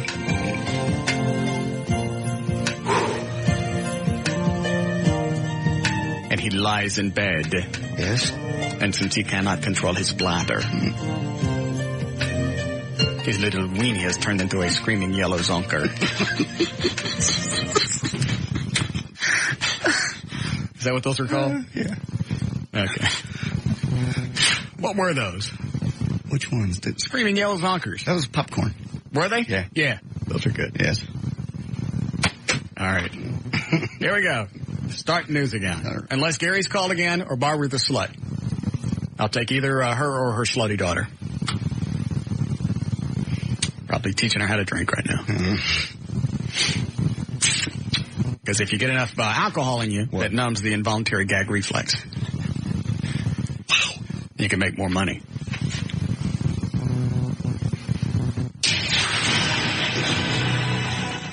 Man. Lady, you picked a bad day to piss me off. All right. You want legal ID? 501 at KLLI. Is she back? Who is it? Is it Barbara the Slut? Ain't never doing this. Yes, we are. Hello, Barbara the Slut. Won't you shut your mouth? Oh, it's Gary the Slut. Russ, you Yes? think I'm kidding? I don't know what you're doing. I'm going to hurt you, man. I'm going to hurt you. You're my little tub of a molar. I want to hurt you, Russ. Russ, you won't play no songs in my face. Hey, Russ. Yes? Why don't you do something Why don't you for call me? my name again, just in case I forget that you're talking to me? Do something for me. Why don't you and Eddie and why don't JD and all y'all get that duct tape out trying to duct tape me, punk? All right, come on up. Hey, why don't you try to duct tape I said, okay, come on up, we'll duct tape you. And then once we get you duct taped, it's on. I'm sick of your little geek self from Pleasant Grove. Okay. You don't want it, but I can't wait to see you tomorrow. I tell you what, I'm going to put your money in my pants, and we'll see if you can take it from me. Come up and take my money. Come take my money. Come take my money. Come take my money. You. I'm sick of your mouth, but I'm the next big thing. I almost kicked you. I'm sick of you.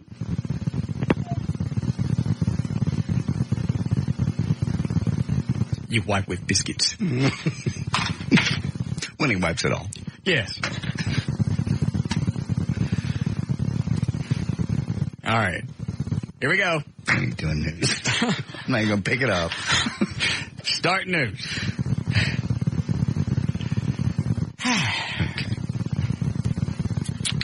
Yummy. Gary's coming up tomorrow. I'm excited. You going to get the money from you? Yeah. How much did I tell him I'd give him? $500? Yes. I'll put it in my pants, and he's going to have to come after it.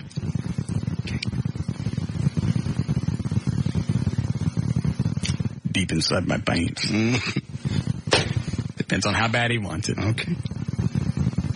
Okay. Here we go. All right.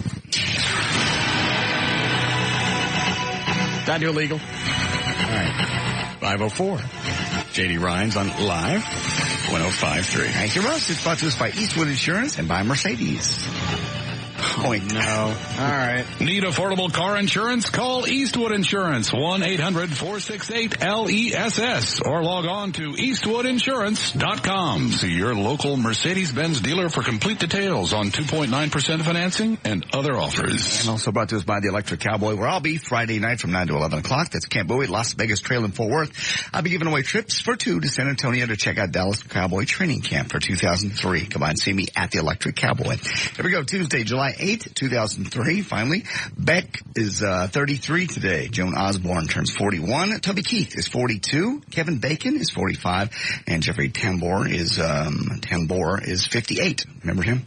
He was Hank on the Larry Sanders Show. He was, he actually had a part in the Max Headroom series in the 80s. He was like the editor, because the whole Max Room thing. I forgot about that, yeah. What else did he do? Wasn't he in the Seuss? Mm-hmm. He was in The Grinch That Stole Christmas. He was mayor of Whoville. Yeah. And I think he was like a judge in one of the NBC law things. Like, Hill Street Blues or something like that. He's done a lot of stuff. Okay. Well, he's 59 today. Okay. Gunman killed 5 at a Lockheed Martin plant before killing himself today in near Meridian, Mississippi. 6 people are confirmed dead. 8 people have been taken to area hospitals for gunshot wounds.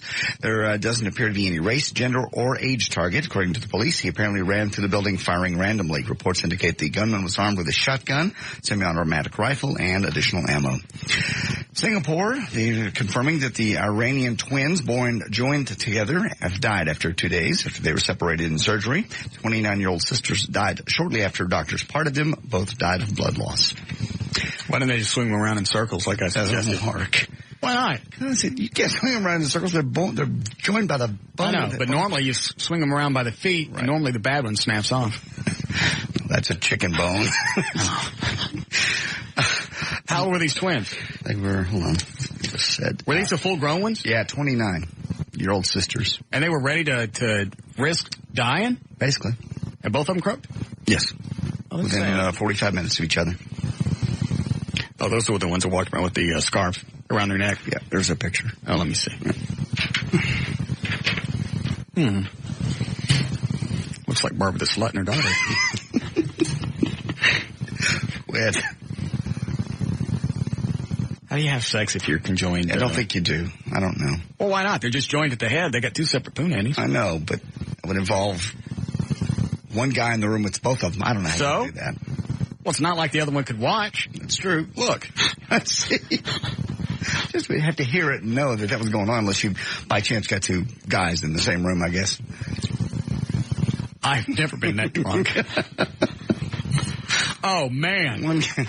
We went out, a bunch of us, because I just wanted to get out of the house. I wanted to go out. Mm-hmm. That's another thing I want to start doing is just going out. Good. Going out, like after the show. Have some hangout where we go, we meet people, little music, little dancing. That's a great idea. So we all go out it doesn't matter, one day last week. I think it was Saturday. I won't say which bar. Okay. Because it's not going to be a good spot for them.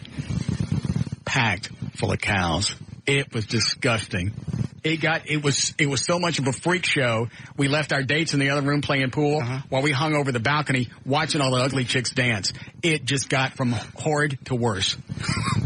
And they're all dancing like they think they're hot. Tell me off the air. Where was? Ooh, yeah. Oh yeah, they're doing things like they're hot. They think they are. They must have been stopping the hot chicks at the door.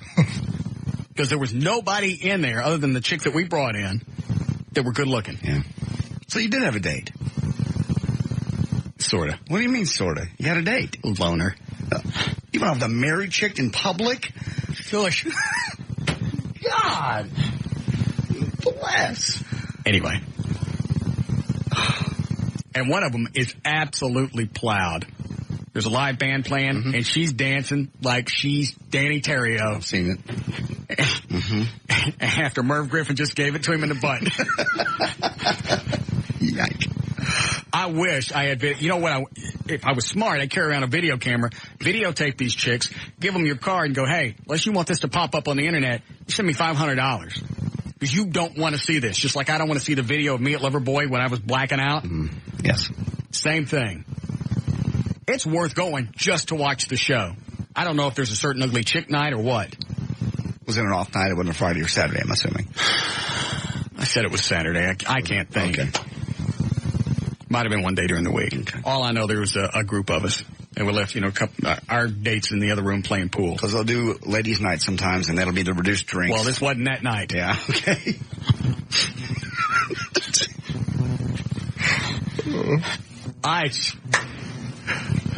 Here comes Trey. Trey was there. Okay. Don't say the name of the place. Oh, it was horrible.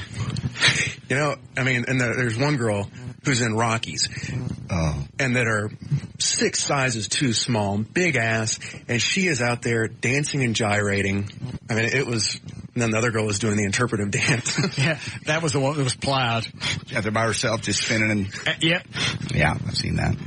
And after a certain point, the dance floor, cleared out, so she's the only one out there. Mm-hmm. Normally, if you're in a group of people, you don't look as bad. But when it all clears out and you're out there and they're not sure whether to keep playing or, stick a pencil between your teeth, things don't look good.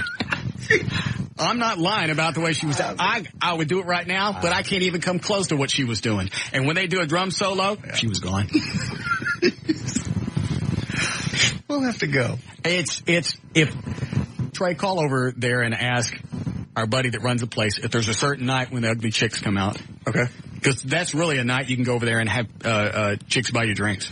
I love it. Because they're absolute. And at that point, that's the best that they're going to get. Because you know they spent 2 or 3 hours, getting ready, doing their hair and polishing their hoofs and everything else. Yeah. That's the best that they think they can look. Imagine what they look like when they, get up. So you're there with Trey. Trey had a date? No, he didn't have no date. Oh, okay. I thought maybe. No.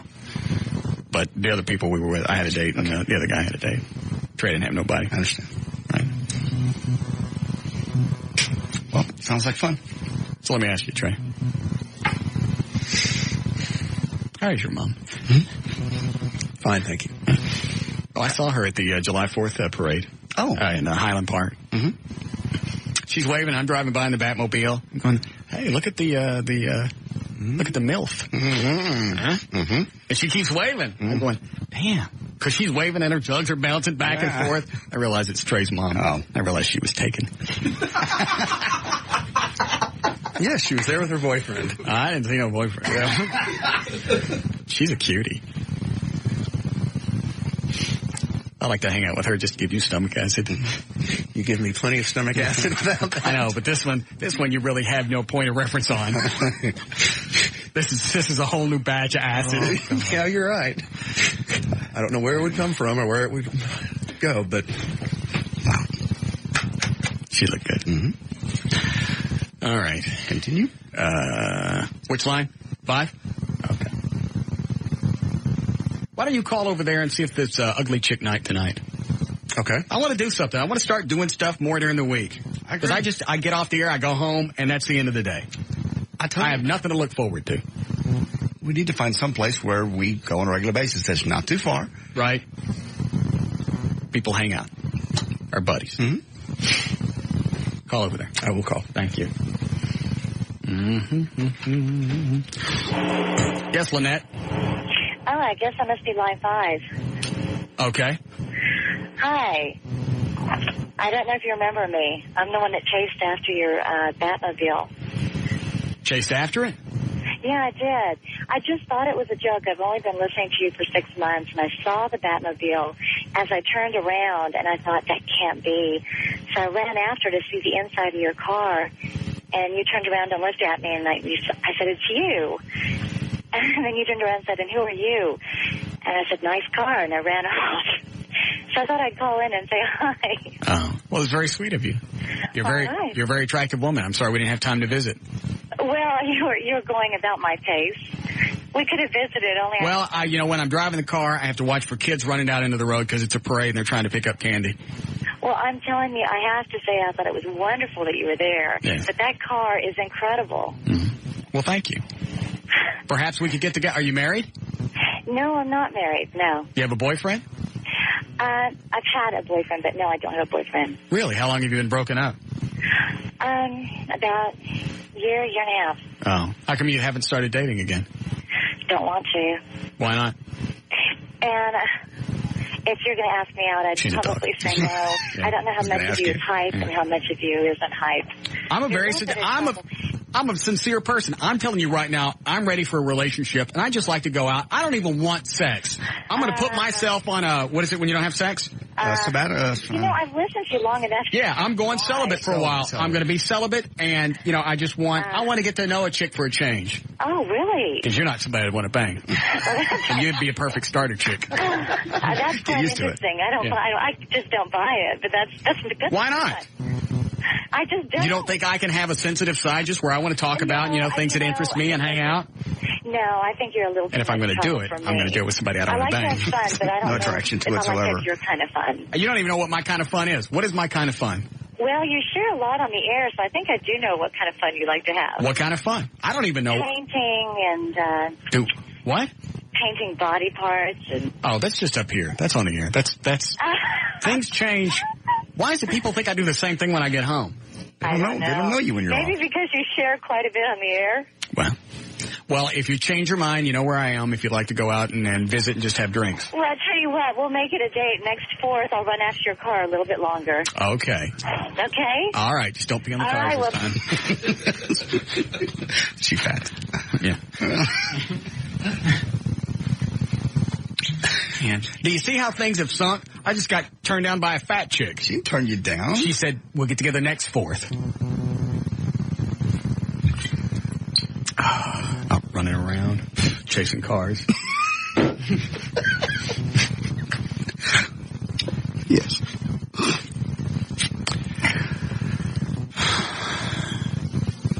Did we start news? We're started news. We're into it.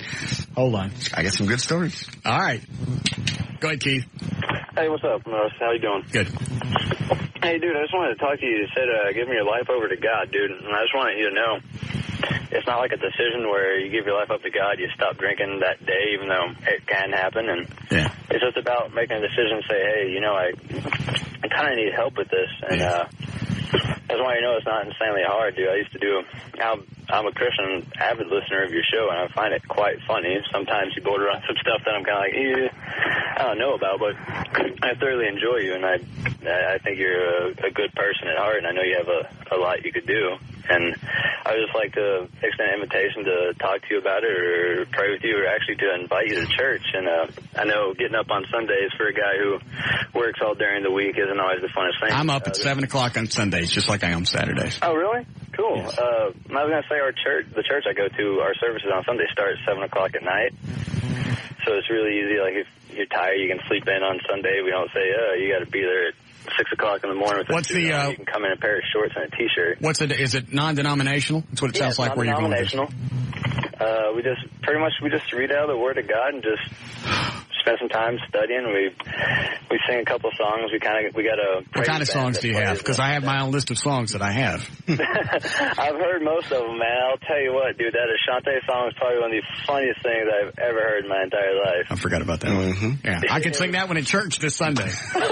Dude, you know, we would love to have you. I don't know how well it would go over, but we'd love to see you there. I can give you the address if you'd like. Hold on, I'll put you on hold and Dan will get it from you. All right. Well, thank you. That was I appreciate the phone call. Oh, thank you. God bless you. God bless. All right. Line 2, Dan. Just cut him off. Well, speaking of Shantae. What happened with her? Nothing. Oh. But from Florida, a motorist drove home about a mile with the legless body of a pedestrian in his front windshield before I told you this fad was going to catch on. Before calling authorities to report he had struck the man with his car. This happened over the weekend. Deputies first learned of the accident from bar patrons who were called reporting finding 2 legs in the parking lot. No. With Joseph, How hard you got to hit somebody where their legs come off? All the way off. With Joseph Markard's torso lodged in his windshield, Daniel Dradine, who was 19, drove a mile to the home he shared with somebody else and called 911. There you go. Dradine didn't stop to report the accident because he didn't have a cellular phone with him, and Brownie's home was only about a mile from the accident site. Quoting Brownie here, a guy coming through your front windshield tends to rattle you. Yeah. Not Shantae. No, not Shantae. She'd been drinking too much whiskey. At just 69 cents a shot, a throw. She was one big fat doped up hoe. I don't remember the words. Go ahead. Okay. Just a few short months ago, Dallas Dixie Chicks were at the center of a national controversy about the views of President George W. Bush and the big war, of course. But Sunday night over this weekend, the all-girl group received a warm welcome as it played to a sold-out homecoming crowd at the American Airlines Center in Dallas. None of the 15,000 fans seem to have a problem with lead singer Natalie Maine's comments last March about Bush. So you have to give up drinking if you turn your life over to God? Not at all. Because obviously you haven't. You drink over your vacation? I did. Yes. There's nothing about being perfect and giving up everything. Well, I don't know. I don't know how the rules are. I believe in God. I pray for a good show every day. I think you're a very spiritual person at heart. If you don't feel you get anything out of it, don't go. I don't think you got to go to church to You find certainly God. don't. God ain't a building. God's in your heart. I agree. Sometimes you're in his bottle. He's never in the bottle. No. God, are you in there? Yeah. See? No. Don't want God to get out there. Okay. Speaking of country music, sale of country music is down 7% through the year, while overall sales of records and music is down 8%. Oh. Last year, this time, country sales were up 12%, while overall sales were down 8%. So far, the top 3 selling country albums are, you guessed it, the Dixie Chicks, Home, Shania Twain's Up, and Toby Keith's Unleashed. All of those CDs came out last year. Want to continue? We need a break. How we doing, Eddie? I'll do another couple more. When we come out of this last break. 5. Okay, so it's been about 22 minutes. Go ahead. Okay, Kobe Bryant's attorney, one Pamela Mackey. Hey, we didn't call the nut ward today, did we? Not yet. We probably have a new crew. What if they've changed the number? I don't think so. One of the nuts is going to go to the say, people are calling me on that phone. They're going to go, sure they are here. Bill. That tongue up. I see. Swallow. I'm going to swallow it. They're calling me. They called me on that phone right there, and they put me on the radio. When's Metallica? Really? You're going to see Metallica? Yes. I'm sorry. Hold on. Yes, Mr. Trenholm. Oh, I just brought you words to your song. What are you doing with words to the song? Hold them up. Oh, I'm not doing the song. Okay.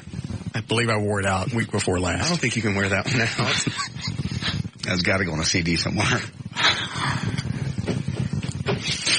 All right, go ahead. Kobe Bryant's attorney, one Pamela Mackey, would like the world to be clear on something. Kobe Bryant has not been officially charged with any sort of sexual assault. Yes, a warrant was issued for his arrest, and yes, Kobe turned himself in over the weekend, but that's as far as this thing has gone. Ms. Mackey claims the Eagle County Sheriff's Office ignored the, quote, direct instructions of the district attorney's office that there was, quote, insufficient information to issue a warrant or to file charges, which she says illustrates the sheriff's, quote, complete bias in this case. Yes. We already talked about Buddy Epson. He's dead. Yeah. Ozzy Osbourne blames his parenting skills now for his... Do we have audio when Buddy was on last? Yeah, I should have some on my desk. Okay. I just kind of like to hear the last conversation we had with him. Go ahead. Okay. Ozzy Osbourne now blames his parenting skills for his son Jack's addiction. Osbourne tells MTV News he and his wife Sharon believe the mistake they made with Jack is that they never set any boundaries. He said they never gave the kids a curfew. They just let them be free. He admits he and Sharon are still learning how to be parents. Jack recently spent time, of course, in an LA area hospital for addiction to the painkiller. Is it OxyContin? I don't know. Is Oxy something. He's also addicted to Vicodin, Valium, Xanax, Loracet, Loratab, Percocet, and marijuana. Don't you think it's funny that Ozzy's taking credit for this? Yes. It would be funnier if he blamed Air Supply. Because, anytime a kid goes bad, I always blame it on Ozzy and Black Sabbath. I think it'd be funny for him to turn the tables. Right. Look what listening to Air Supply did to my kid. All out of love. Now he's on Xanax. And they're going to be in a big MTV News special airing. Let's see here. Is it tonight? How old is this kid? Like 14, 15? Yeah. What was it saying? Oh, is he 18? And he's already in rehab. When did he start all this? Started drinking at the age of 13. And we already knew he was, of course, popping painkiller. And for what? He had access to them. A lot of people do drugs they don't need. To get a high, to get a buzz, to get away from reality in life.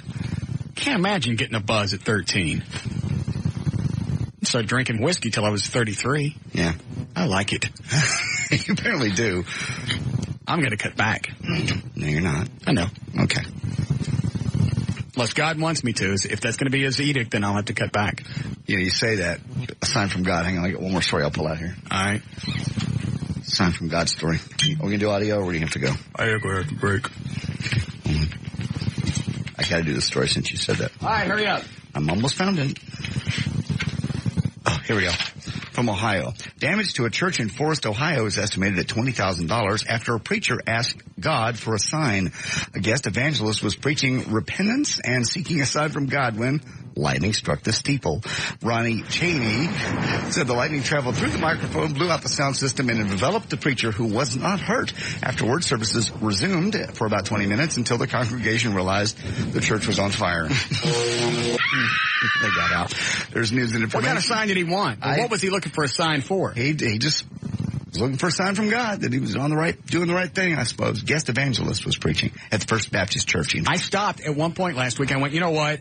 with all this emptiness going on, just give me some kind of sign. That's when he gave me the ringworm. He didn't give you ringworm. Do you see my head right here where my hair is like this big gap? Not ringworm, or it would continue until you got some medicine on it. It's not ringworm. Nothing. I don't know what I got in my hair, but just a clump came out, and it's really thin. Yeah. It's like what my hair would be like probably another 15 years. Yeah. I see it's a little thin. It's very thin. But it has stopped falling out. Yeah. It just got really dry. I don't know what I got in it. I'm telling you, I petted a bad pussy someplace and I got the ringworm. No, you don't. Yes, I do. You didn't treat it. It doesn't go away on its own. No. You can get a sign from God. It was not ringworm. Quit it. There's news. That's just my luck. No. Give me a sign, God, on how to improve my life. Hey, you got ringworm. Quit it.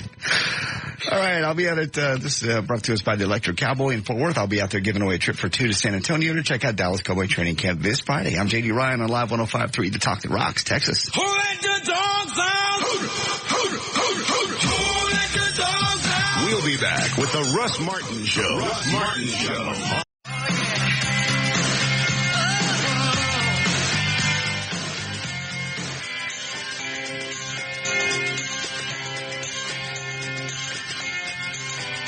Is that Foreigner or just Lou Graham by himself? That's just Lou Graham. It's a song. No one knows. I remember. We played it at the Eagle, but I don't remember. Midnight Blue. Ah, very good. Yeah. Okay. Let's see. You're doing traffic? Yes, I am. Just found out. Okay. Gail's off this week. All right, go ahead. All right, brought to us by Mattress Firm. Biggest selection Sealy closeout ever. The entire Posturepedic line is being closed out. Regular Sealy queen sets from $188. Don't wait. Mattress Firm's 4th of July closeout ends soon. 800-480-BEDS. That's what they gave me to read. So I don't know. Is that the one we're supposed to do? Yep. What about these other 380s got loaded? I'm supposed to. Read these two. I don't have to mess with this tomorrow. Okay. Top ones? I don't care. Just Brakes, Nextel, and Club Blue. Brakes grinding? Call Just Brakes and ask about their 4-wheel friction reline for as little as $99.88. Just Brakes. Just stop and think about it. Nextel's digital walkie-talkie feature now works coast to coast. Call 1-800-NEXTEL-9 or visit Nextel.com for details. Code Blue. Code Blue. Resuscitate your nightlife. Log on to BlueVIP.com. All right, here we go. In Tarrant County, westbound Highway 183, Damon Carter Boulevard. There's an accident, both shoulders, and both off to the shoulder. There's debris in the right lane. Also in Collin County, westbound George Bush Freeway at Alma Road. There's an accident. And in Collin County also, southbound 75 Central at Plano Parkway, accident. The right lane is blocked. Also, don't forget, ballpark in Arlington tonight. Got a big baseball game. Rangers host the Minnesota Twins at 7:05. There's traffic. Weather-wise, it's going to be pretty decent, actually. Let me see. Weather. Here we go. 73 for the overnight low. We might have a scattered storm this evening. 96 and sunny again tomorrow. 94 degrees currently. Live 105.3, The Talk That Rocks, Texas.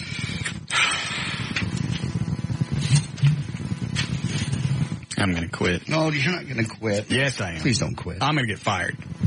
How will you get fired? I mean, I don't want to know. Why?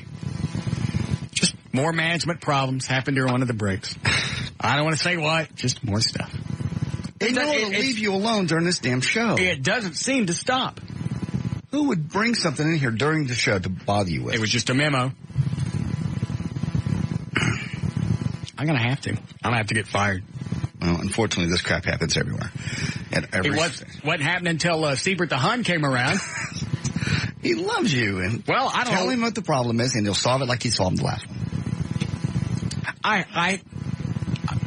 I want my cocoon back. I understand. I don't want anybody bothering me. I don't want to know anything that's going on.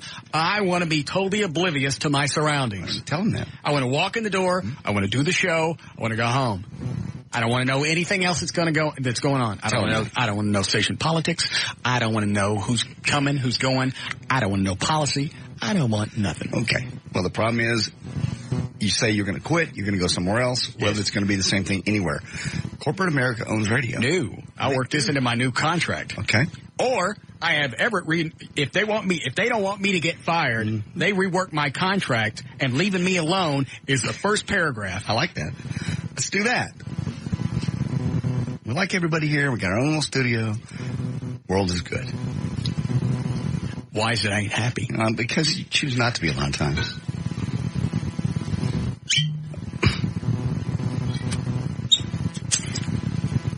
And crap happens in any job. Things come up that you don't like. The difference is you have the power to change it. Most people in their corporate life don't have the power to call the boss and go, I don't like that.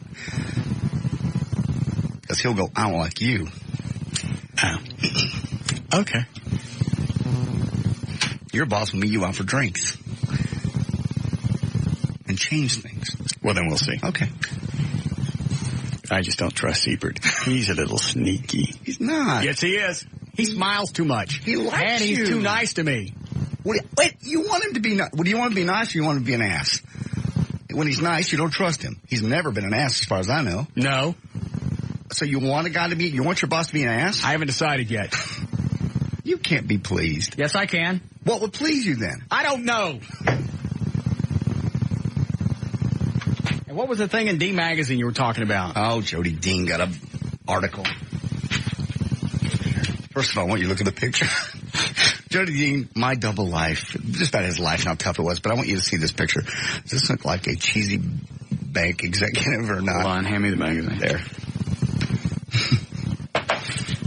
I lost the page. Hold on. Why is he in this magazine? Just because he's a Dallas celeb. Grew up in radio and... So what? Now he's in TV. I lost the page. Hang on. Is this the new D Magazine? Right. 100 most expensive homes in Dallas, where the boys and girls are. My double life. Mm-hmm. Now, we'll preface this with, we know Jody. He's a good guy.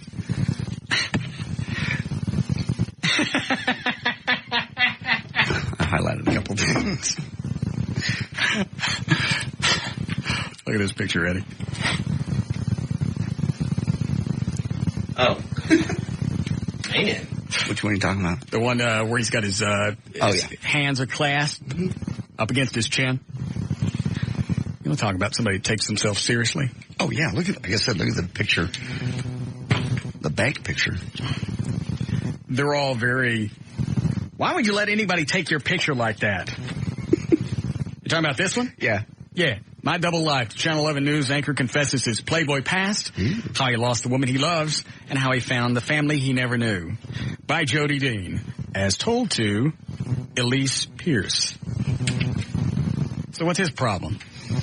Other than his hairline. Just about how he's had a hard time and a hard time doing what? At the age of 21, I was divorced. It was an era of the urban cowboy.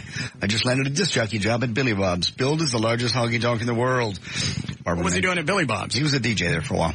Wow. Before he got the job at Cliff. I go home with pockets of my Wrangler stuffed with women's phone numbers, more often than not, after getting more than just a phone number. It just goes on and on about his divorce. It was his first divorce. Well, I don't understand what he's bitching and moaning about. It's just, you really have to read the whole thing to get it. Hold on a second. Yes, Chad? Let's call the Looney Bin, please. All right. I forgot about it. Hang on to the Jody Dean thing. Okay. Hope they didn't change the number. Please enter your account code now. Before I was born, my adoptive mother decided that whether I was a boy or a girl, I would be named Jody. I've always hated that name. How horrible for you. All right, what's going on with this thing? We get Bob's number. Bob ain't here? We're sorry, you have entered an invalid account code. Please re-enter the code after the tone. Thank you. I'm just going to guess a code. They're all 4 digits, right? Mm-hmm. Let's try that one. Go see if Trey knows one. Can't call long distance out of this dump. I'm telling you, I'm going to get fired. Don't. Yes. And what are we going to do then? Where are we going to go? You can afford to sit out for a year or two. The rest of us can't. You get fired, I don't think you got to sit out, compete. It's true. Isn't that right? I believe that is the case, but your contract would be very difficult, and CBS would do everything they possibly could to keep you off the radios for as long as they could. I think my no-compete 6 months. I'm not sure. Might be a year. Set up for a year. I would think I can't. I go home and check. What are you doing? I reset the phone. See, that's not the phone. It's the access code. That's why I had to get a different one last time. Why you unplug my phone? I don't know another. I mean, did you get me 6 or 7 leaf blowers? Actually, yes. They'll be here probably Wednesday. Or tomorrow. Good. Lucky for you, we need somebody smaller to attach them to. Where are we getting them? Ed's Lawn Service. Is that the guys that give me the Honda? Yeah, it's on Midway. O'Malley has an access code if you'd like it. I'll try this one. So they're coming tomorrow? How many are they sending? Actually, I think 10. Yeah, that's enough. Are they all 160 mile an hour blowers? And more powerful. Oh, they are? Yeah. Oh, that'll lift somebody up off the ground. I would think. God. Let's do Chloe. Okay. How much does Chloe weigh? Maybe 160? Yeah. Well, how are we going to strap those to him, Eddie? Because we're going to have to strap them on and start them all. Yeah, I think what I can do is get a hula hoop or a couple hula hoops, put them together. Yeah. And then hook them to a harness that they would actually wear, and then have a section part of the hula hoop where I can just they'd fit around them in a circle. Yeah. And then it's going to have to be a big hoop because 10 blowers. Yeah. Well, if they run through the handle, the blower part would be on the outside. Well, we're going to have some way to secure the fact that it's still shooting down on the ground because you don't want to start one and have it flip up and hit him in the head. I can figure it out. Okay. Yeah, 10 of them will lift him up off the ground. Oh, no. Dude, this is going to be cool. This may be the best one so far. We haven't done the helicopter cap. We'll do the helicopter cap, the thing with the ceiling fan with the rockets on it. I want to do the leaf blowers. Okay. We'll tether off his feet just in case it lifts him up off the ground. Oh, man. I'm excited.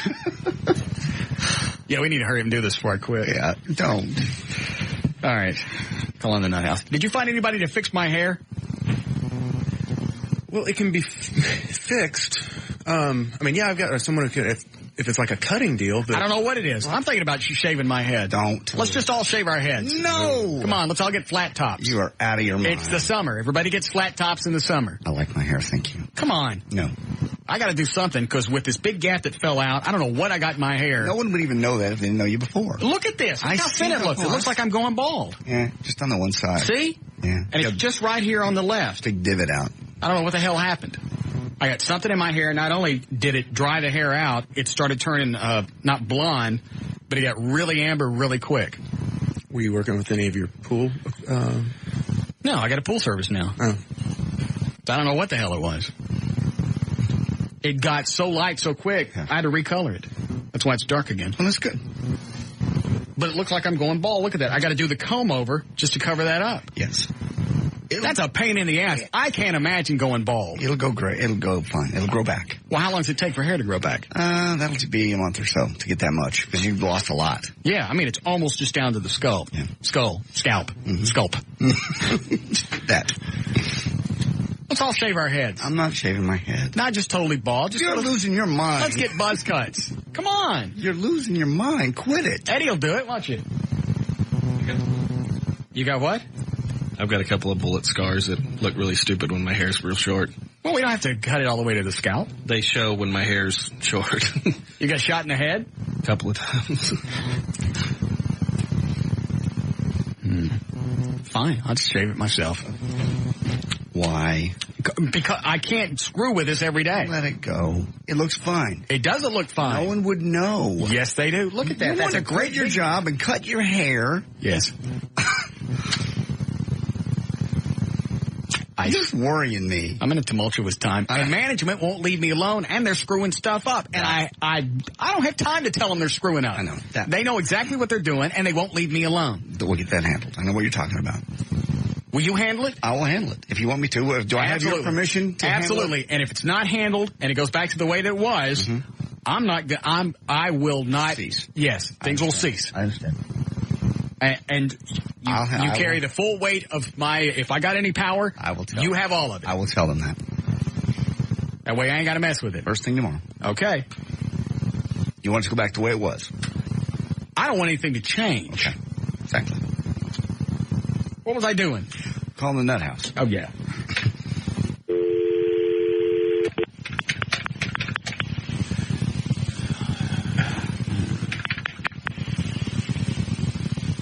Please enter your account code now. Yay. Gotta take them off here.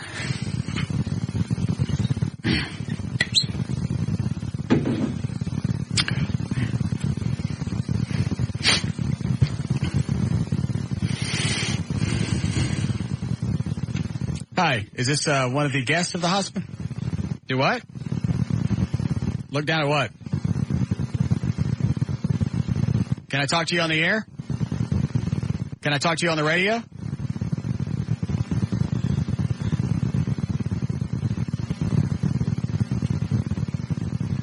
I'm calling live on the air right now. Can we talk to you on the radio? Did I talk to you? Oh, okay. Did I talk to you last week? Where's the supervisor? I'm not really sure. Why did you say look down? Just out of the blue. Oh. What are you doing right now? Eating, dinner. Oh. What are you having? Let's see. Teriyaki, with, What are you in for? Huh? Why are you, a visitor of the hospital?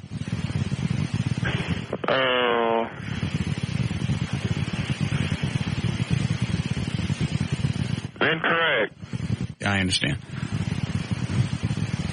Why are you visiting there?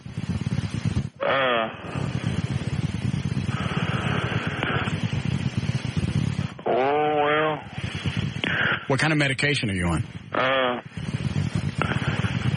Let's see,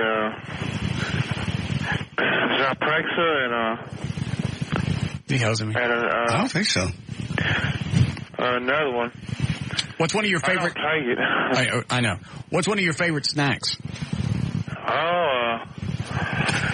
Let's see, Do you like Funyuns?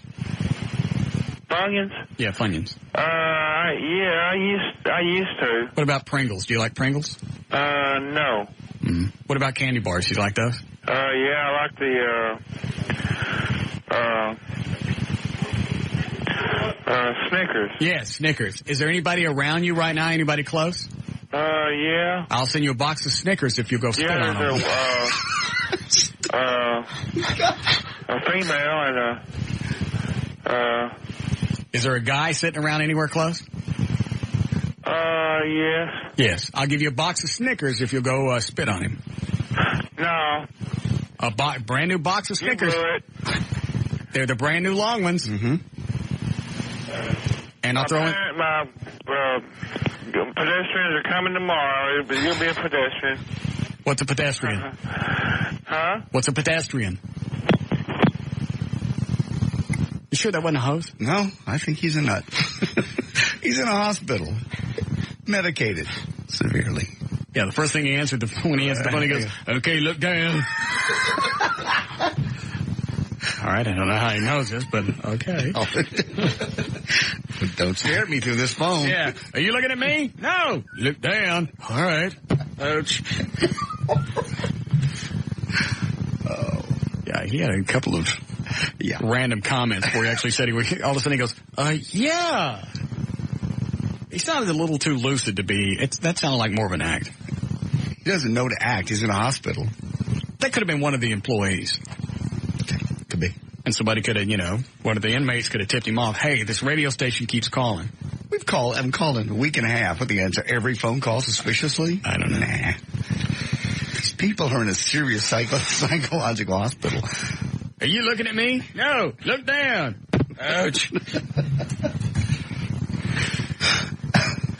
All right. Oh, man. Still looking at this Jody Dean story. Yeah, it goes on. Channel 11 news anchor confesses his Playboy past. My third marriage had ended abruptly. You already read that, didn't you? Yeah.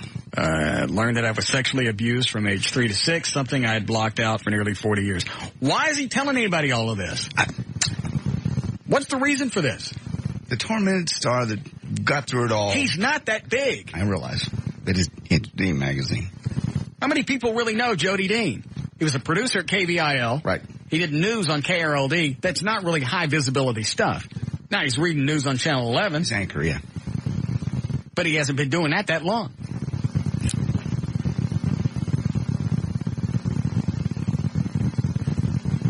What a horrible life. I'll give you a horrible life. No. Oh, no. It says 1989. I was a big-time Dallas celebrity. MC charity events, attended cocktail parties. Who was he in 89? Picking up women was easy. I guess when he was with Chapman by then. Yeah, he was with Chapman because I was there shortly thereafter. All right, so he's working at KVIL with Chapman. Yeah. As Chapman's producer. Correct. Okay, so Chapman's the one on the air. That's it. But he talked to Jody daily and him on a regular basis. He was a sidekick. Basically. At a radio station. Yes. That don't make you a superstar. I understand. Does it? Shut your ass. Just no reason to be ugly. How's it going?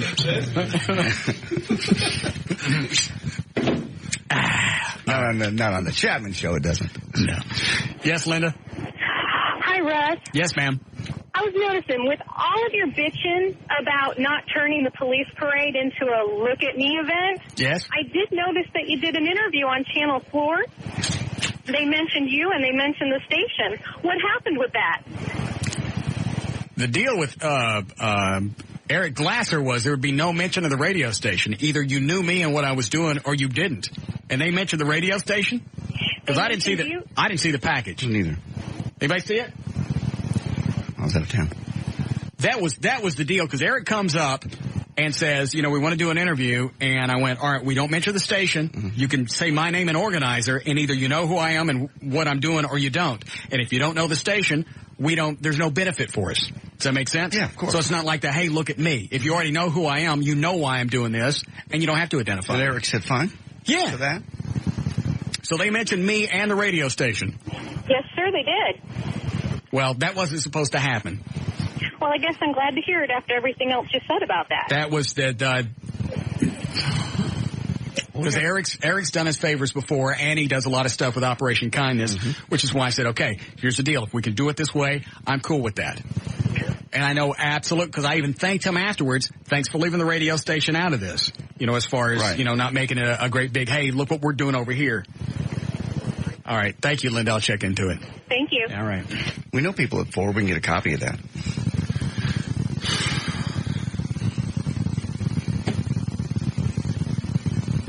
And you can call him and chastise him. Hold on. Yes, what can I do for you? I've got a copy of the piece. Oh, do you? Yeah. Dump it to mini disc, please. Okay. Thank you.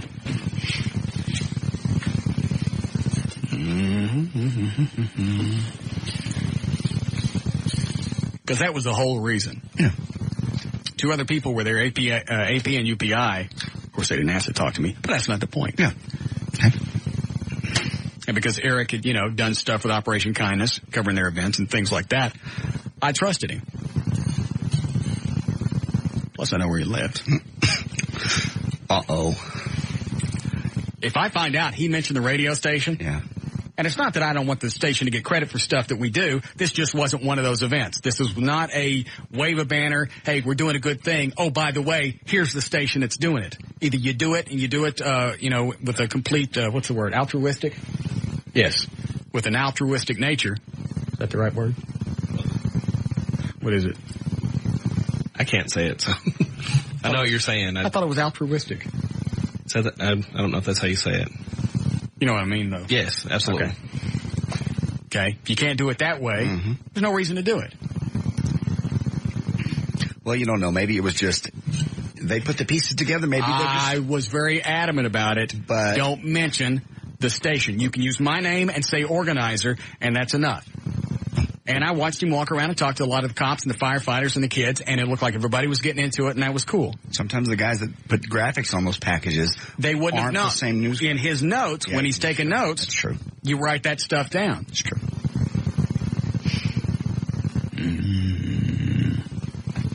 All right, we'll wait on Trey while we read this.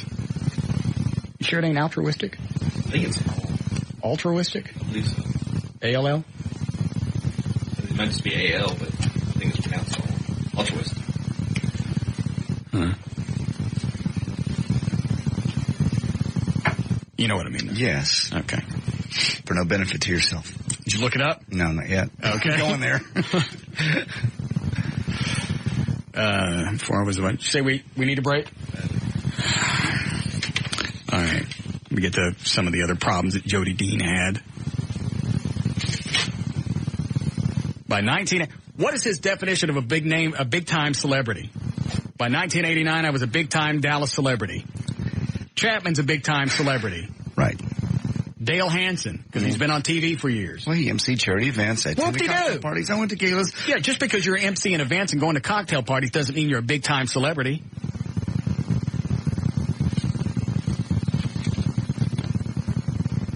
Man's lost his mind.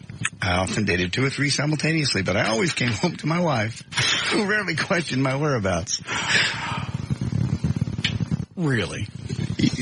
Yike. All right. We'll take a break. We'll be back. Do you have it already? Yes.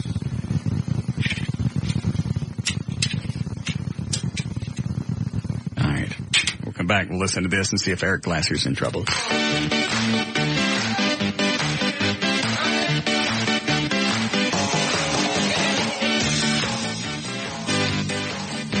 We'll be back with the Russ Martin Show. Russ Martin Show.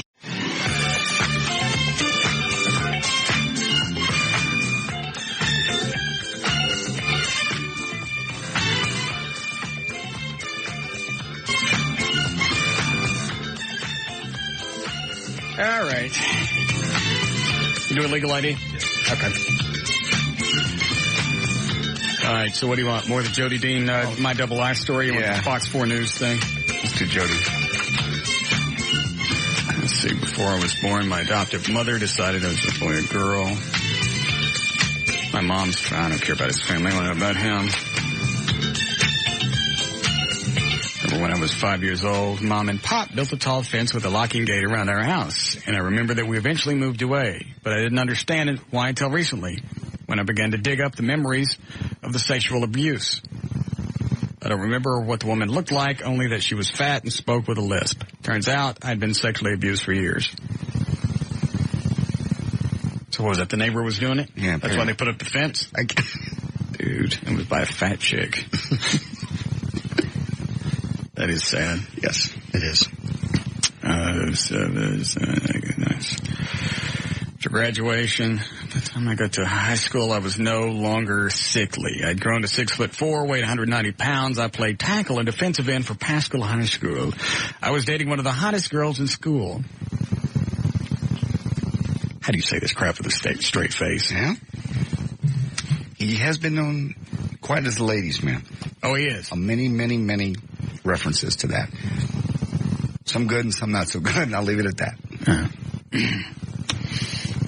I mean, I like Jody. He's a good guy. He was always nice to us in the past. Mm-hmm. But this is just over the top. What's the purpose of this soul cleansing thing? And why are you telling D Magazine? Why don't you tell somebody that's going to see it? Well, it's quite a drama. From being sick and almost dying of pneumonia or something or other. I almost died of pneumonia. You did not. Yes, I did. When? That's when they thought they were going to have to cut my throat open if it was a full moon. Well, there you go. Well, how come nobody wrote about my stuff? My story is a lot more sordid than this crap. People have written volumes about you and your story. Our walls are lined with them. With what? Dallas Morning News articles. Oh. By now, I was starting to enjoy my new celebrity. I dropped out of college and worked at 3 different radio stations in the next 2 years before landing a gig at KLLI FM. The hell was that? That I don't know. Never heard of Cliff FM. I also got a side job spinning records at Merrimack and Fort Worth. They make plates? No. What is Merrimack? Must be a bar. Okay. He was a club DJ. Oh, he was? Yeah, Billy Bob's as well as some other places, I'm sure, before he got his opportunity. Dude, that's bottom. I know. That is. I know, but then he got into radio. By 1989, I was a big-time Dallas celebrity, MC charity events, and attended cocktail parties and galas. Picking up women was easy. All of them were wounded, it seemed. They had a boyfriend who was a jerk, or who had just left them. So they were already used to me. I added that. I was going to say, what? Being with them provided immediate emotional gratification. See, that's what I got. I get the immediate emotional gratification by banging married chicks, but I don't have anybody to call my own. I want my own chick. Okay. I'm tired of these loners. They're out there. I don't know where they are. And I'm telling you, I'll tell you exactly the club not to go to on Saturday nights if you're looking for hot chicks. You want to go for the freak show? Right. That's perfect. Let's don't go there. Maybe there's a night at that same place that it's hot chick night. Well, it wasn't that night that I went.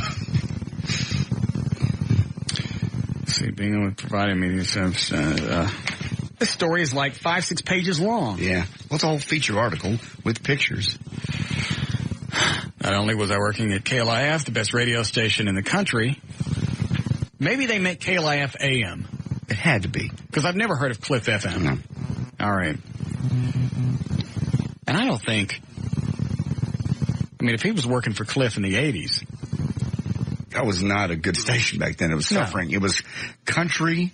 Classic Country 1190, wasn't it? Right, it was Classic Country while I was there, because I was at K-Plex across the hall. And Joe D. Dean was there. He looked like... In those days, he looked like Hank Williams Jr., if you can imagine.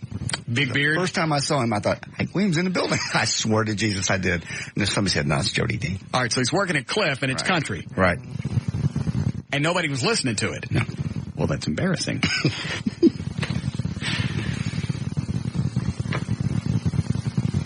Shots in head to fix the spot. I don't understand that. Tell me really quick. The spot you're worried about on your head, you said you can actually have cortisone injections to help fix it. To speed the growth up of the hair right there? Yes. Because I'm not going bald. It just broke off. That's what she said. Oh. Cortisone in the head would hurt. She said that her son did it, and it worked pretty well. Hold on a second. Yes, Debbie? Russ? Yes, ma'am. I'm a nurse. Yes. And my son had it like 5 times. He was in high school, and I was like 23. Why was your kid having his hair? Stress causes it. They don't know what causes it, but stress can cause it. Oh, stress. So it's all the stress from all the stuff going through with the radio station right now. Well, mine just fell out like in the course of like 2 or 3 days. It was just a clump. Yeah, that's what happened. If this is, hold on a second. If this is stress related, and I find out this radio station made a clump of my hair fall out, I'm getting fired tomorrow. No, you're not. I'm dropping the F word. No. There may be some N's in there. They're going to come after you if you do that. I don't care. The FCC will fine you personally. Yeah. There are other ways I can get fired. Okay. I mean it. If they're the reason this clump of hair, and I'm not kidding around. I agree. See that? I see it. That's a big clump that just fell out on the left side. Looks like you hit it with a shaver or something. I don't know what it was. All I know is it got really, not blonde, but really light colored, and it got dry, and this clump fell out. It sounds like you hit it with bleach or something, but you didn't. I bleach my hair when I'm dyeing it brown. I'm just saying. That's retarded. Mm-hmm. All right, go ahead. So they give you a shot in the head? They give you, like, they go around the whole perimeter of the circle. Doesn't that hurt? Well, he's very paranoid of needles, and it didn't bother him much. Mm. Where do you go to get this? To a dermatologist. Okay. And it makes the hair... Is it bald, or is it like a little fuzz on there? It's fuzz. Yeah. Yeah, that may be what it is, and it's a dermatologist you need to see. Okay. And how quick does it grow back? Oh, it takes probably about a month or so to start growing. But he had big spots on it. I just got this one on the left. Well, it came back. What do you mean for now? If it's stress, then that could continue. It's not going to just stop on one spot, if that's what it was. All right.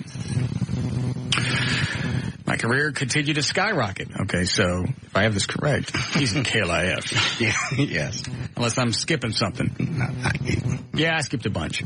My life was empty. I was looking to fill the hole with work, women, sex, anything to make me feel more complete. Then in February 1994, I fell instantly in love with Marissa Hall. They changed names in this, according to this. A beautiful blonde paralegal. How sad. Even though I was married, I wanted to be with her more than anything else. Not a paraplegic, a paralegal. He's in the law, works for the law firm.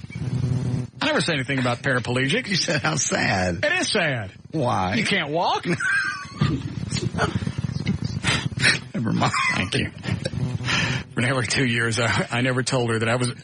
How do you date somebody for 2 years they don't figure out you're married? She was paralyzed. She couldn't get up and go check on him. No. That's a perfect chick to screw around with. You can't date somebody for 2 years and they don't know that you're married. There are too many telltale signs. People disappear. Some people don't want to know. You know, I'm just not around during the week. That's when I'm with my wife. I wanted to be with her more than anything else for nearly 2 years. Never told her I was married. And we managed to see each other 2-3 times a week. And how does your wife not notice? He's busy. The radio. Playing golf. That's the best one. I was living a double life. On the weekends, I'd work in the yard and go to little league games. During the week, I'd be at the station 5 a.m. and not come home until 9 or 10. Sometimes even later than that. Marissa and I squeezed in lunches, dinners, and all afternoon trysts during the week. I divided my time between work relationships with other women. My family got whatever was left over. Then it skips a bunch of divorce and a bunch of other crap. My career continued to skyrocket. Mm-hmm. Where's the skyrocket part? It's coming. Okay. Ain't there yet. But it says it continues. I got it. I left KVIL in 1994 for KRLD. Is that the skyrocket part? Yeah. Well, yeah, because he's gone from being a sidekick to having his own show, kind of being a star. To reading news. Yeah, we haven't got to the skyrocket yet. All right. That's coming. Where I hosted my own midday show. I rallied against the hypocrisy of televangelists. I criticized Bill Clinton for lying about Monica. And for being unfaithful. I supported his impeachment and encouraged listeners to do the same. And I continued to be rewarded. Here comes the skyrocket. Channel 11 approached me with a job offer, too. After my KRLD shift, I drive to Fort Worth and work as an anchor. My combined income was nearly $250,000. Wow. I bought a black Mercedes CLK 430 convertible. The price tag, $120,000. Man's out of his mind. Mm-hmm. Yeah, you're right. I think you bought 2 Batmobiles and a Mach 5. Excuse me? Yes. That ain't half my salary. I understand. The 2 Batmobiles and a Mach 5. I don't go spend half my salary on a car. I agree. I know. You got the cash. God, this thing just goes on and on. No, then you Does he kill himself at the end? Because that would be funny. No, it's not. 1999, he was still dating Marissa. He met this Beth chick, and they moved on. Okay, how does the story end? He's on Channel 11. It's just it's a fluff piece about him. Let me just go to the end. Finding the rest of my family has gone along. All right, I'm skipping a bunch because I don't care about the rest of the stuff. If he didn't kill himself, this thing's got a rotten ending. Finding the rest of my family has gone a long way towards making me whole. I now meet with a group of sexual abuse survivors. What? It's a weird place to pick up people. Stop. He's in therapy once a week and see a therapist twice a month. Why is he going to a therapist? To try to get over being sexually abused as a child. Do I need to run down the list of stuff that happened to me when I was a kid? These really happened to us. These things happen to me. I still have the scars from the lip flare in my mouth. No, you don't. My mom pushed my face in the lawnmower. No, she didn't. We've talked to her. She said she didn't do that. She tried to strangle me with the rubber tube from the enema bag. Your mom didn't do that. No. She did? No, Dee wouldn't write those in Dee Magazine because they didn't happen. It happened. I still have the marks from the enema bag hose. Where? That's not, there's no mark there. She made me sit on that sawhorse and kept putting weights on my feet until I split in two. And then the one time, it was on my birthday. Right. It was October 4th, 1964. 64 years. I was 4 years old. 4 years old. I asked, she was making a cake. She was doing the egg beater, doing the frosting. I asked if I could lick the beaters. Common. Stuck my tongue. She turned them on. No, you wouldn't have a tongue if she'd done that. And, of course, I've already told you the story where she takes to the cheese grater and scrapes skin off my back. Right. And then spray it with high karate. Your mother was a very lovely woman.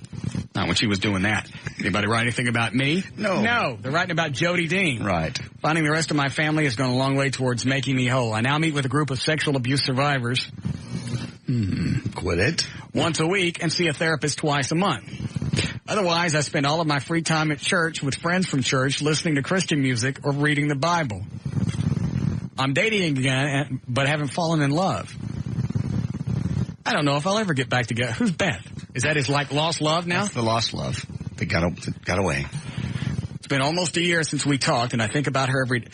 Finally, God, I finally get to the effing reason of this story. He's doing it to get this chick back. No, he's not. That's exactly what this is.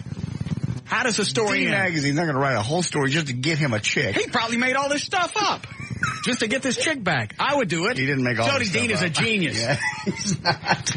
That's the only way they were going to print this story, and then this Beth chick sees the fact that he's still lamenting over her and still loves her, still wants her back, to where that's the last thing that's mentioned in a great big feature article in D Magazine that says, I'm dating again, but I haven't fallen in love yet. I don't know if I'll ever get back together with Beth. It's been almost a year since we talked, and I think about her every day. That's the last sentence in this story. He's trying to get that poon back. Jody Dean is a genius. Stop it. It's got nothing to do with that. That's exactly what this wrapping is. it up. How Hanging amazing that the whole thing is about being a playboy, and then all the sudden, and what does the last thing say? I've straightened my life. That's exactly what this is. I'll be damned. How horrible his life was, what a big sinner he was. Now he finds God, he reads the Bible all the time, hangs out in church, and he misses Beth. What is that? It sounds suspicious. It ain't suspicious. It's genius. Pisses me off. I didn't think about it. Do you have a lost love? We contacted all your lost loves. Some of them are married. I still miss Rachel. Do you? I looked her up on the internet, found her address. She still live in this area? Yeah. I'm sure she knows of you and the show. She was the one chick that I would have married. I was going to ask her. Yeah? I mean, for real. Okay. But she wanted a kid. Kid thing came up and was pretty stiff about that. Cool part about that is now she's already gone off and had one, so that's out of her system. She might be the perfect chick. Now to come back around, of course, you're going to have to raise somebody else's kid. I don't care. You don't care? That's the first time I've heard you say you don't care about raising somebody else's kid. For Rachel, I don't care. Plus, I still have those toys I glued to the bottom of the pool. Quit it. Stop. It's not funny. Okay, did you call her? Because you can find phone numbers on the internet. No, I have the address, though. What is it, Brian? Hey, Russ, how you doing? Good. Hey, are you done with that article yet? Yeah. Can I turn the radio back on? I don't give a rat's ass. Dude, nobody cares about Jody Dean, man. Brian, I don't care what you think. I care about it. I wanted to read it. Well, read it, on your own time. Brian, this is my own time. This is my time. No, Brian, this is my time, and you're invading my time. How dare you? I'm sorry. Thank you. God, that was easy. I know.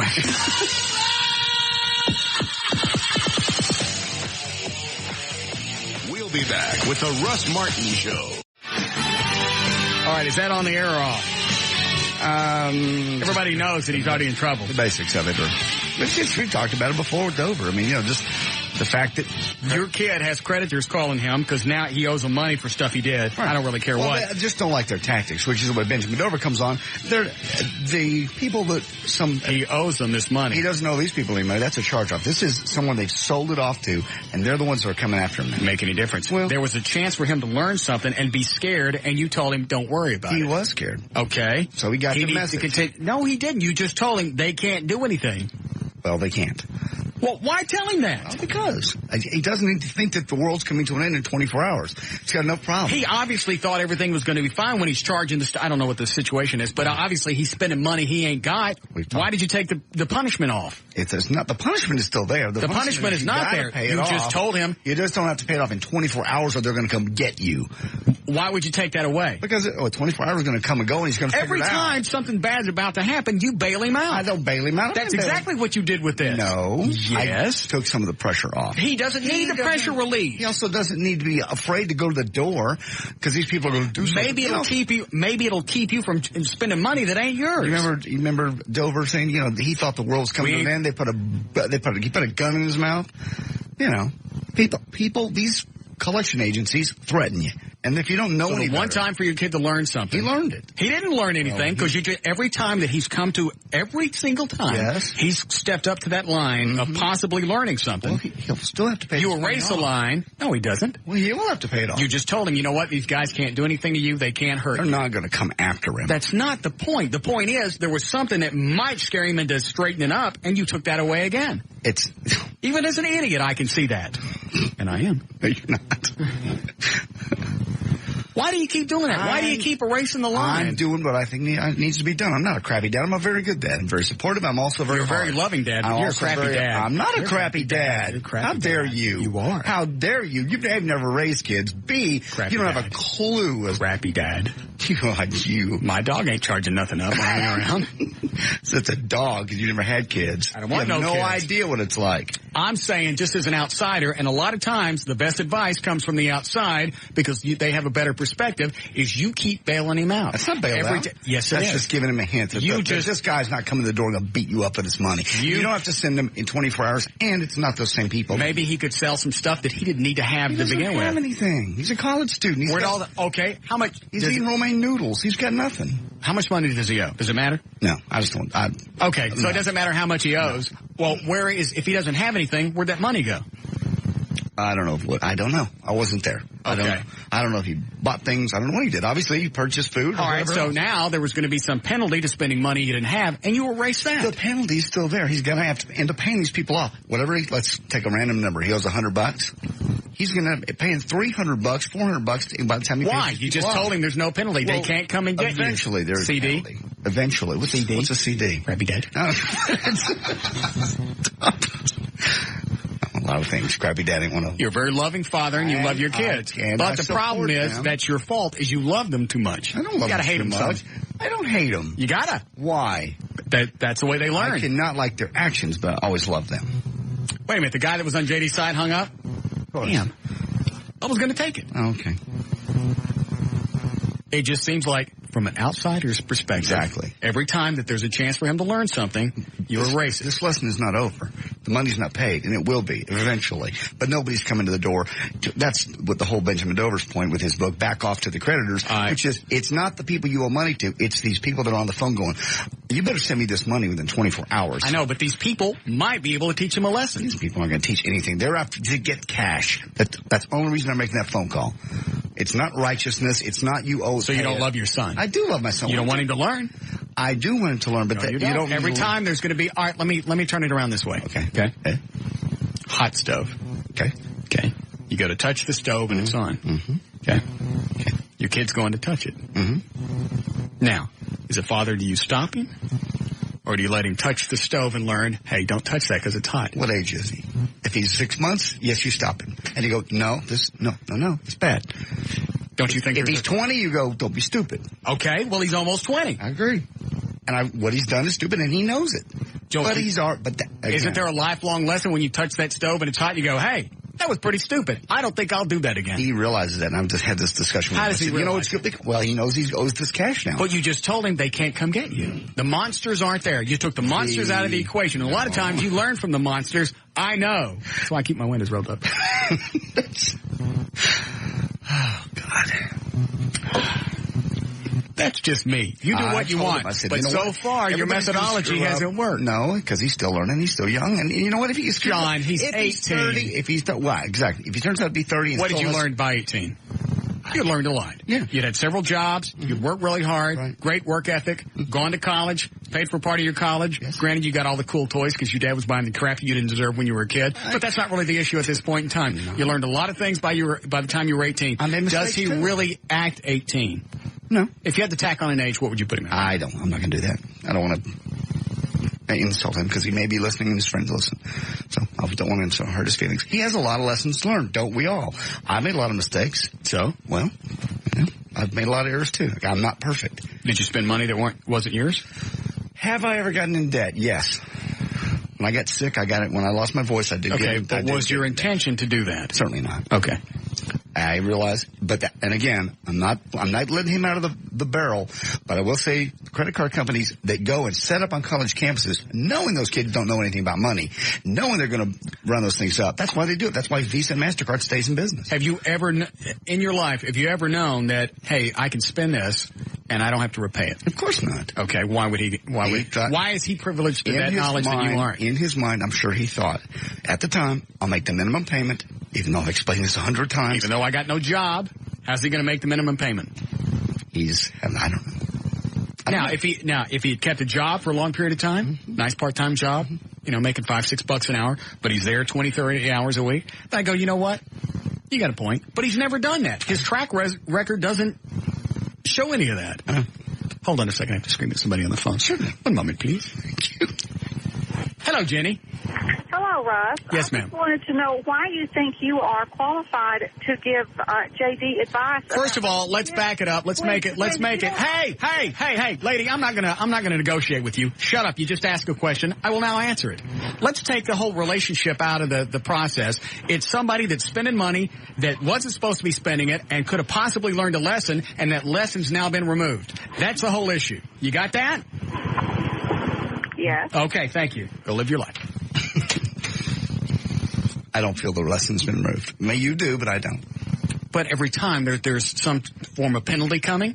He's had plenty of penalties. You blur the penalty. No. It's not as sharp as it could be. You take it and you blur over it. I haven't really. That's really not true. When he moved out, full penalty. He was on his own. Didn't give him a dime. Didn't help him at all. You didn't give him any money out of East Texas. Well, that was when he was back in school. I'm talking about when you gave him money out there.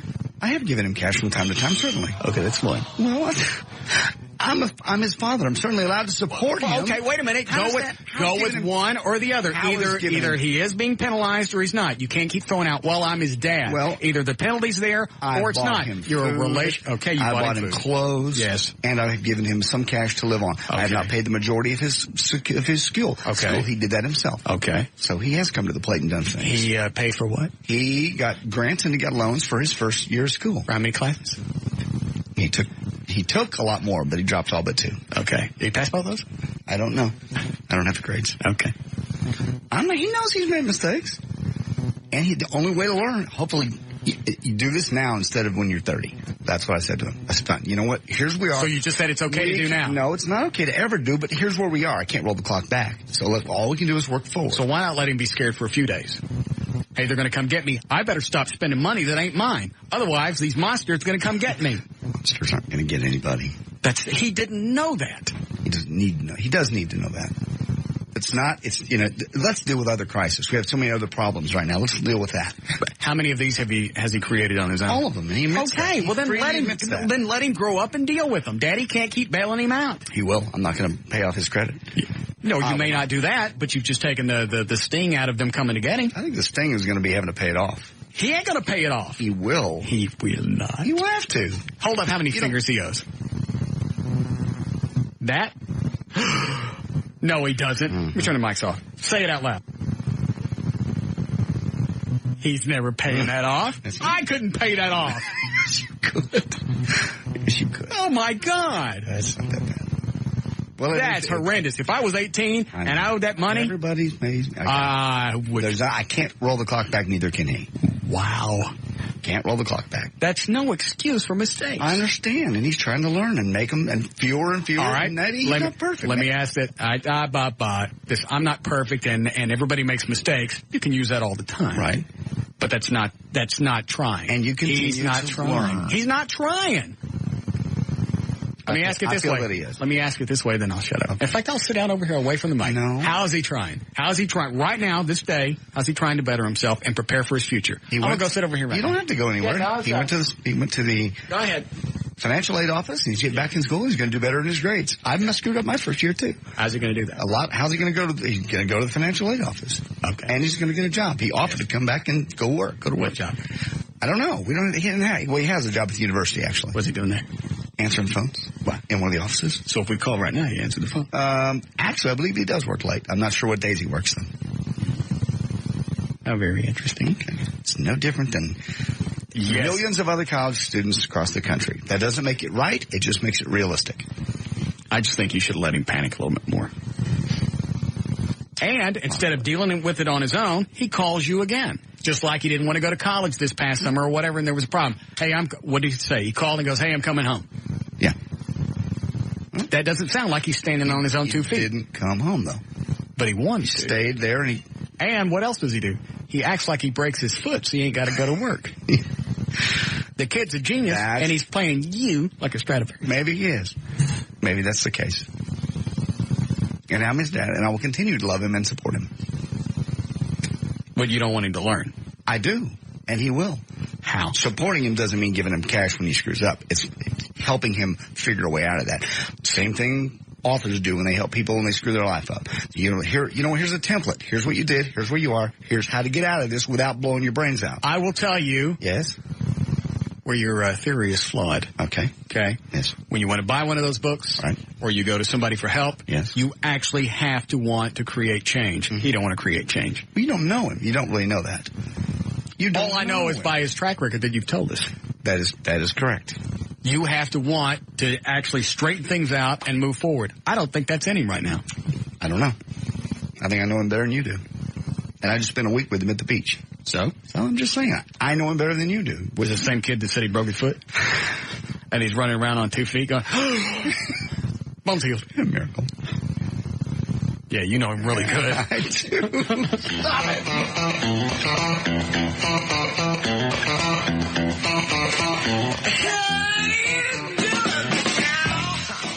We'll be back with the Russ Martin Show.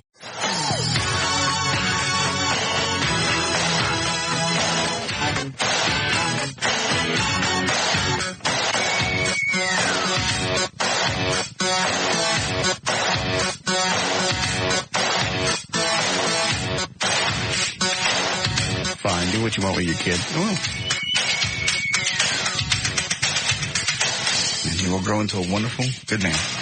He will be fine. When's it going to happen? Yeah, I don't know. Maybe when he's 25, maybe when he's 30. Hopefully sooner than that for him. Everybody has their own growth. Be a lot quicker if you quit bailing him out. Financially, I have. I'm not talking about financially. It's just like with things like this discredit. I'm not talking about, you're going to do what you're going to do. I'm just telling you that was a perfect learning chance, and you took that away, too. Obviously, you don't love your kids. I do love my kids very much. Now, Jeffrey, on the other hand, is a little angel, and I'll tell you, the reason he's doing that is to make Chris look worse. It ain't because he wants to be good. It's because he's a little genius, too. Okay. Jesus. He is. He's sitting in there in your office, sitting there just playing games. Looks like he's working on homework in between. Probably he's doing that just so he looks like the little angel. I don't think his ass actually touches the seat. He doesn't. He's one of those kids that'll just get up and come over and give you a hug, you know. I just want to tell you I love you. I love you, Dad. Just in case something ever happened to you, I just want you to know, me as your son, I've always loved you. Chris don't pay his bills. Stop. Loves his brother. Yes, Mr. Trenholm? Oh, I'm just watching. Watching what? Watching y'all talk. How is it? It's very entertaining. Good. Where's that audio from Channel 4? It's right here. It's in the bottom player. This one? Yep. Oh. All right. So, the agreement with Eric Glasser from 4 was, you can mention my name, don't mention the station. Let's see if he's in trouble. How long is the piece? 2 minutes. All right. And we'll hurry because Liz is doing something tonight. This is from the big police fire parade. How many vehicles do you think we had? I think the final count was 158. Crazy. You would not believe how far it stretched. It was just, in fact, they called me because I was at the front, and they said, slow down, because I was already on 30. I don't know how far I was, but I was well on 30, and they said cars were still coming out of the American Airlines lot. Jesus. When we were coming up from behind, literally, we rode in the limo to try to, get there before the parade, and it went before the parade got to Lone Star Park. Yeah. It just went on and on and on. I couldn't believe the length of it. And has anybody seen the aerial footage yet? No. I have the mini DV, but we've got to get a player. What's the name of the helicopter company that helped us out? It's not a company. It's an individual. So I will find out. He brought out his own Jet Ranger. Damn. And flew for a long time. I mean, they kept circling us on the freeway. And those Jet Rangers, not cheap. I think he said $600 or $700 an hour to operate. That's correct. Gosh. I don't know why he did it. I mean, we appreciate it. I'd love to see that footage. Oh, it was cool when the Care Flight came out to, they landed at Lone Star Park. It was just one of those moments. Because they landed right there in front of all the vehicles. You missed it. I'm sorry. That's all right. I did my best to be there. Obviously, it paid off because you didn't show up. American wouldn't bump me. Okay. The one time I want to be bumped. I got it. I'm sorry. All right. I did get to listen, though. Joey called me. That was cool. The big moment for me was when we all got ready to leave American Airlines Center. lights, sirens, everything on at the same time. All right. We're going to have audio that someplace because we had 3 or 4 different video cameras running. Right. All right, here's Eric's story.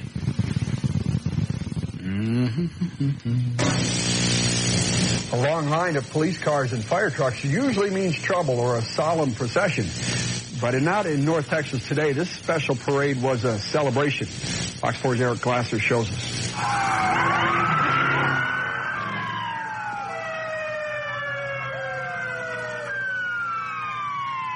You normally see processions like these when something bad has happened. Dozens of police and fire rescue. He wears eyeliner. Does he? Yeah. Makeup? Besides that? Yeah. Well, you got to. It's TV. I didn't wear no makeup. Well, you did in the early shows. I did not. One time when we did TV, I wore makeup. I looked like a mannequin, and that was it. Because your girlfriend put it on us. So? She was a dancer.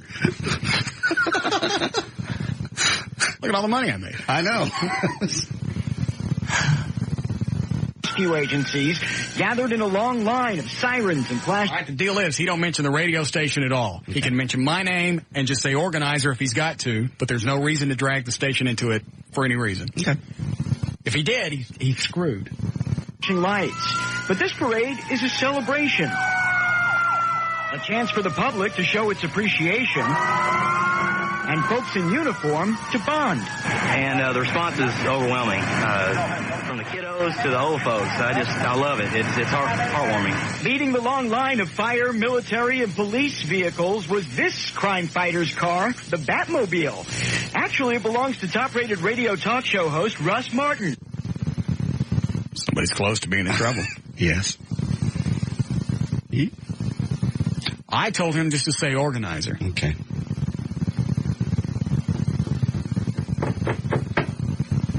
Who got the idea for the parade after 9/11. The inspiration came from the fact that we normally have the tendency to wait for somebody to be gone, to either pay tribute or honor them, so we thought we would correct it by having the parade and say thank you while they're still here. And folks from all over North Texas came out to meet and greet their hero. Does he go on to mention the call letters? No, that would have been the spot. Okay. Right before you. Now, they may have graphicked up the call letters. You didn't have to. They graphic it up? Nope. Okay. All right. Well, he wasn't even supposed to do that. But as long as he didn't turn it into a radio station thing. Good. All right. So what was that lady calling about earlier? I don't know. She said that... Because it says your name, I guess. He did say the word radio, so... Well, but if they know me and they know where I am, then fine. They already knew. And if they don't know where I am, there's no way they could go and find me, so there was no ratings benefit out of this. And that was the whole reason. True. For him to leave the station out. Mm-hmm. Sonia and Joey Haston brought their 7-year-old son Tyler to see the spectacle. He said he wants to be a police officer or a firefighter when he grows up. Every time he hears the sirens, we have to go follow him. It's important to show these guys support. They need to know that, we support them 100% day in, day out, no matter what's going on in the world. The long line of motorcycles, cars, and trucks. Even a Care Flight helicopter made its way west along I-30 from downtown Dallas to Lone Star Park in Grand Prairie. There, they proudly arranged the vehicles for a group photo and then shared an afternoon of camaraderie. By any measure, the event, now in its second year, was a huge success. And organizers promise it won't be the last. We'll keep doing the parade as long as they keep coming. In Dallas, Eric Glasser, Fox 4 News. There you go. All right. He's not in trouble. I felt sorry for Eric for just a minute. It's like, oh no. I was adamant about the whole thing, and even afterwards I went up and I went, hey, thanks for leaving this, not making this a radio station event. All right, he's off the hook. He gets to keep his mascara. Because really, I got his home address. I'll go roll his house. Yes. It's not beneath me to light grunt on his porch. We've done it before. We can't get to Cuban's house. We might as well roll his. Jeff Curley was probably calling and saying, man, I hope he didn't do it. Yeah. Dear God, you don't want this? Yeah. You better start drinking, too. All right. That was a great parade. You did a fine job, Trey. Okay. It was just one of those things where you see everything lined up and you just get that great big lump. I couldn't imagine. And then the bagpipe guys did the Amazing Grace. How many of those showed up? 2. That's good. Yeah, it was still cool. Yeah. And from what I could tell, everybody with the police, fire, military, they appreciated it. Yeah, sure they did. So. And you did the big speech. Yeah, good. And the salute. Yeah, good. I promise I'll be there next year. I promise. Trey needs to start working on it now. May have to. All right, we have a designer for the poster. We got to start on this. Junebug had, said they would do it because they're opening up a wing restaurant. And, right. I then talked to them last week, and they said, "This is the graphics place." Right. They were going to do a trade for radio time. Yeah. They helped us last year with this. Right. Well, hurry up, Liz Weil is. They said they wanted $500 in cash along with the radio. So now they want to be paid? Yeah. Well, after this has already been set up. Yes. For a charity event. Yes. For police, fire, and military. Yes. And the money's going to benefit the Foundation for Fallen Firefighters' Families. Yes. And police. And now they want cash? Yes.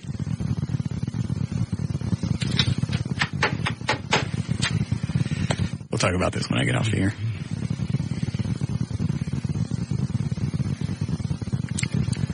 This is not one thing you want to dick with. You can screw with anything else that you want, but not this. Doesn't look like we'll be working with them. I figured as much. Good. All right. Well, let's do the plugs. Okay. Our apologies to the Liz Wild Show. What is it with Mickey and that great big white stocking he's wearing on his head? I don't know. I swear to God, he looks like an unused condom. Dude, blow in it or take it off. With the sunglasses on top. It's the hip thing. Yeah. What's he going to wear when winter rolls around? Well, yeah, all his toboggans will be dirty. Every day I see him, he's got one of those toboggans. He's not bald. Most guys that wear that are going bald. It's 100 degrees outside. Can't be comfortable. All right. There we go. For more information about the Russ Martin Show, to email us individually for details on the Police and Firefighter Foundation, go to russmartin.com. To instant email us during the show, it's studio@russmartin.com. I forgot about this. You'll love this. I'll make this quick. Big event for police, fire, military. Sure. Okay. Huge. The Grand Prairie Police Association gave me $1,000. Kidding. For the foundation. Wow. It was just... Yeah, it was supposed to be the other way around. Yeah. I even emailed the guy and went, this doesn't make any sense. Yeah. He said, they just brought it up. They voted on it at the police association. He said in the course of 3 minutes, they brought it up, approved it unanimously, and wrote a check. Wow. Very cool. Grand Prairie? Yes. So, our thanks to them. They were very kind. What? I was saying, they were so cool. They had everything blocked off. Oh, as soon as we hit the city limits in Grand Prairie, it was like a presidential parade. It was, you can't describe it. I have to see it. Yeah. We are going to put a DVD out, right? We got all the footage coming up. We're going to edit that together. That'll go with a poster, a DVD of the entire event. All right, enough of this. Okay. My website is johndavidryan.com. For Eddie, it's eddieboyd.com. Trey at TreyTrenholm.com. Updates on the Dan and Tassos Weekend Show, it's Dan and, that's A-N-D, Tassos.com. And for everything else, go to live1053.com. All right. Liz Wild Show is next. We'll see you guys tomorrow. Yeah.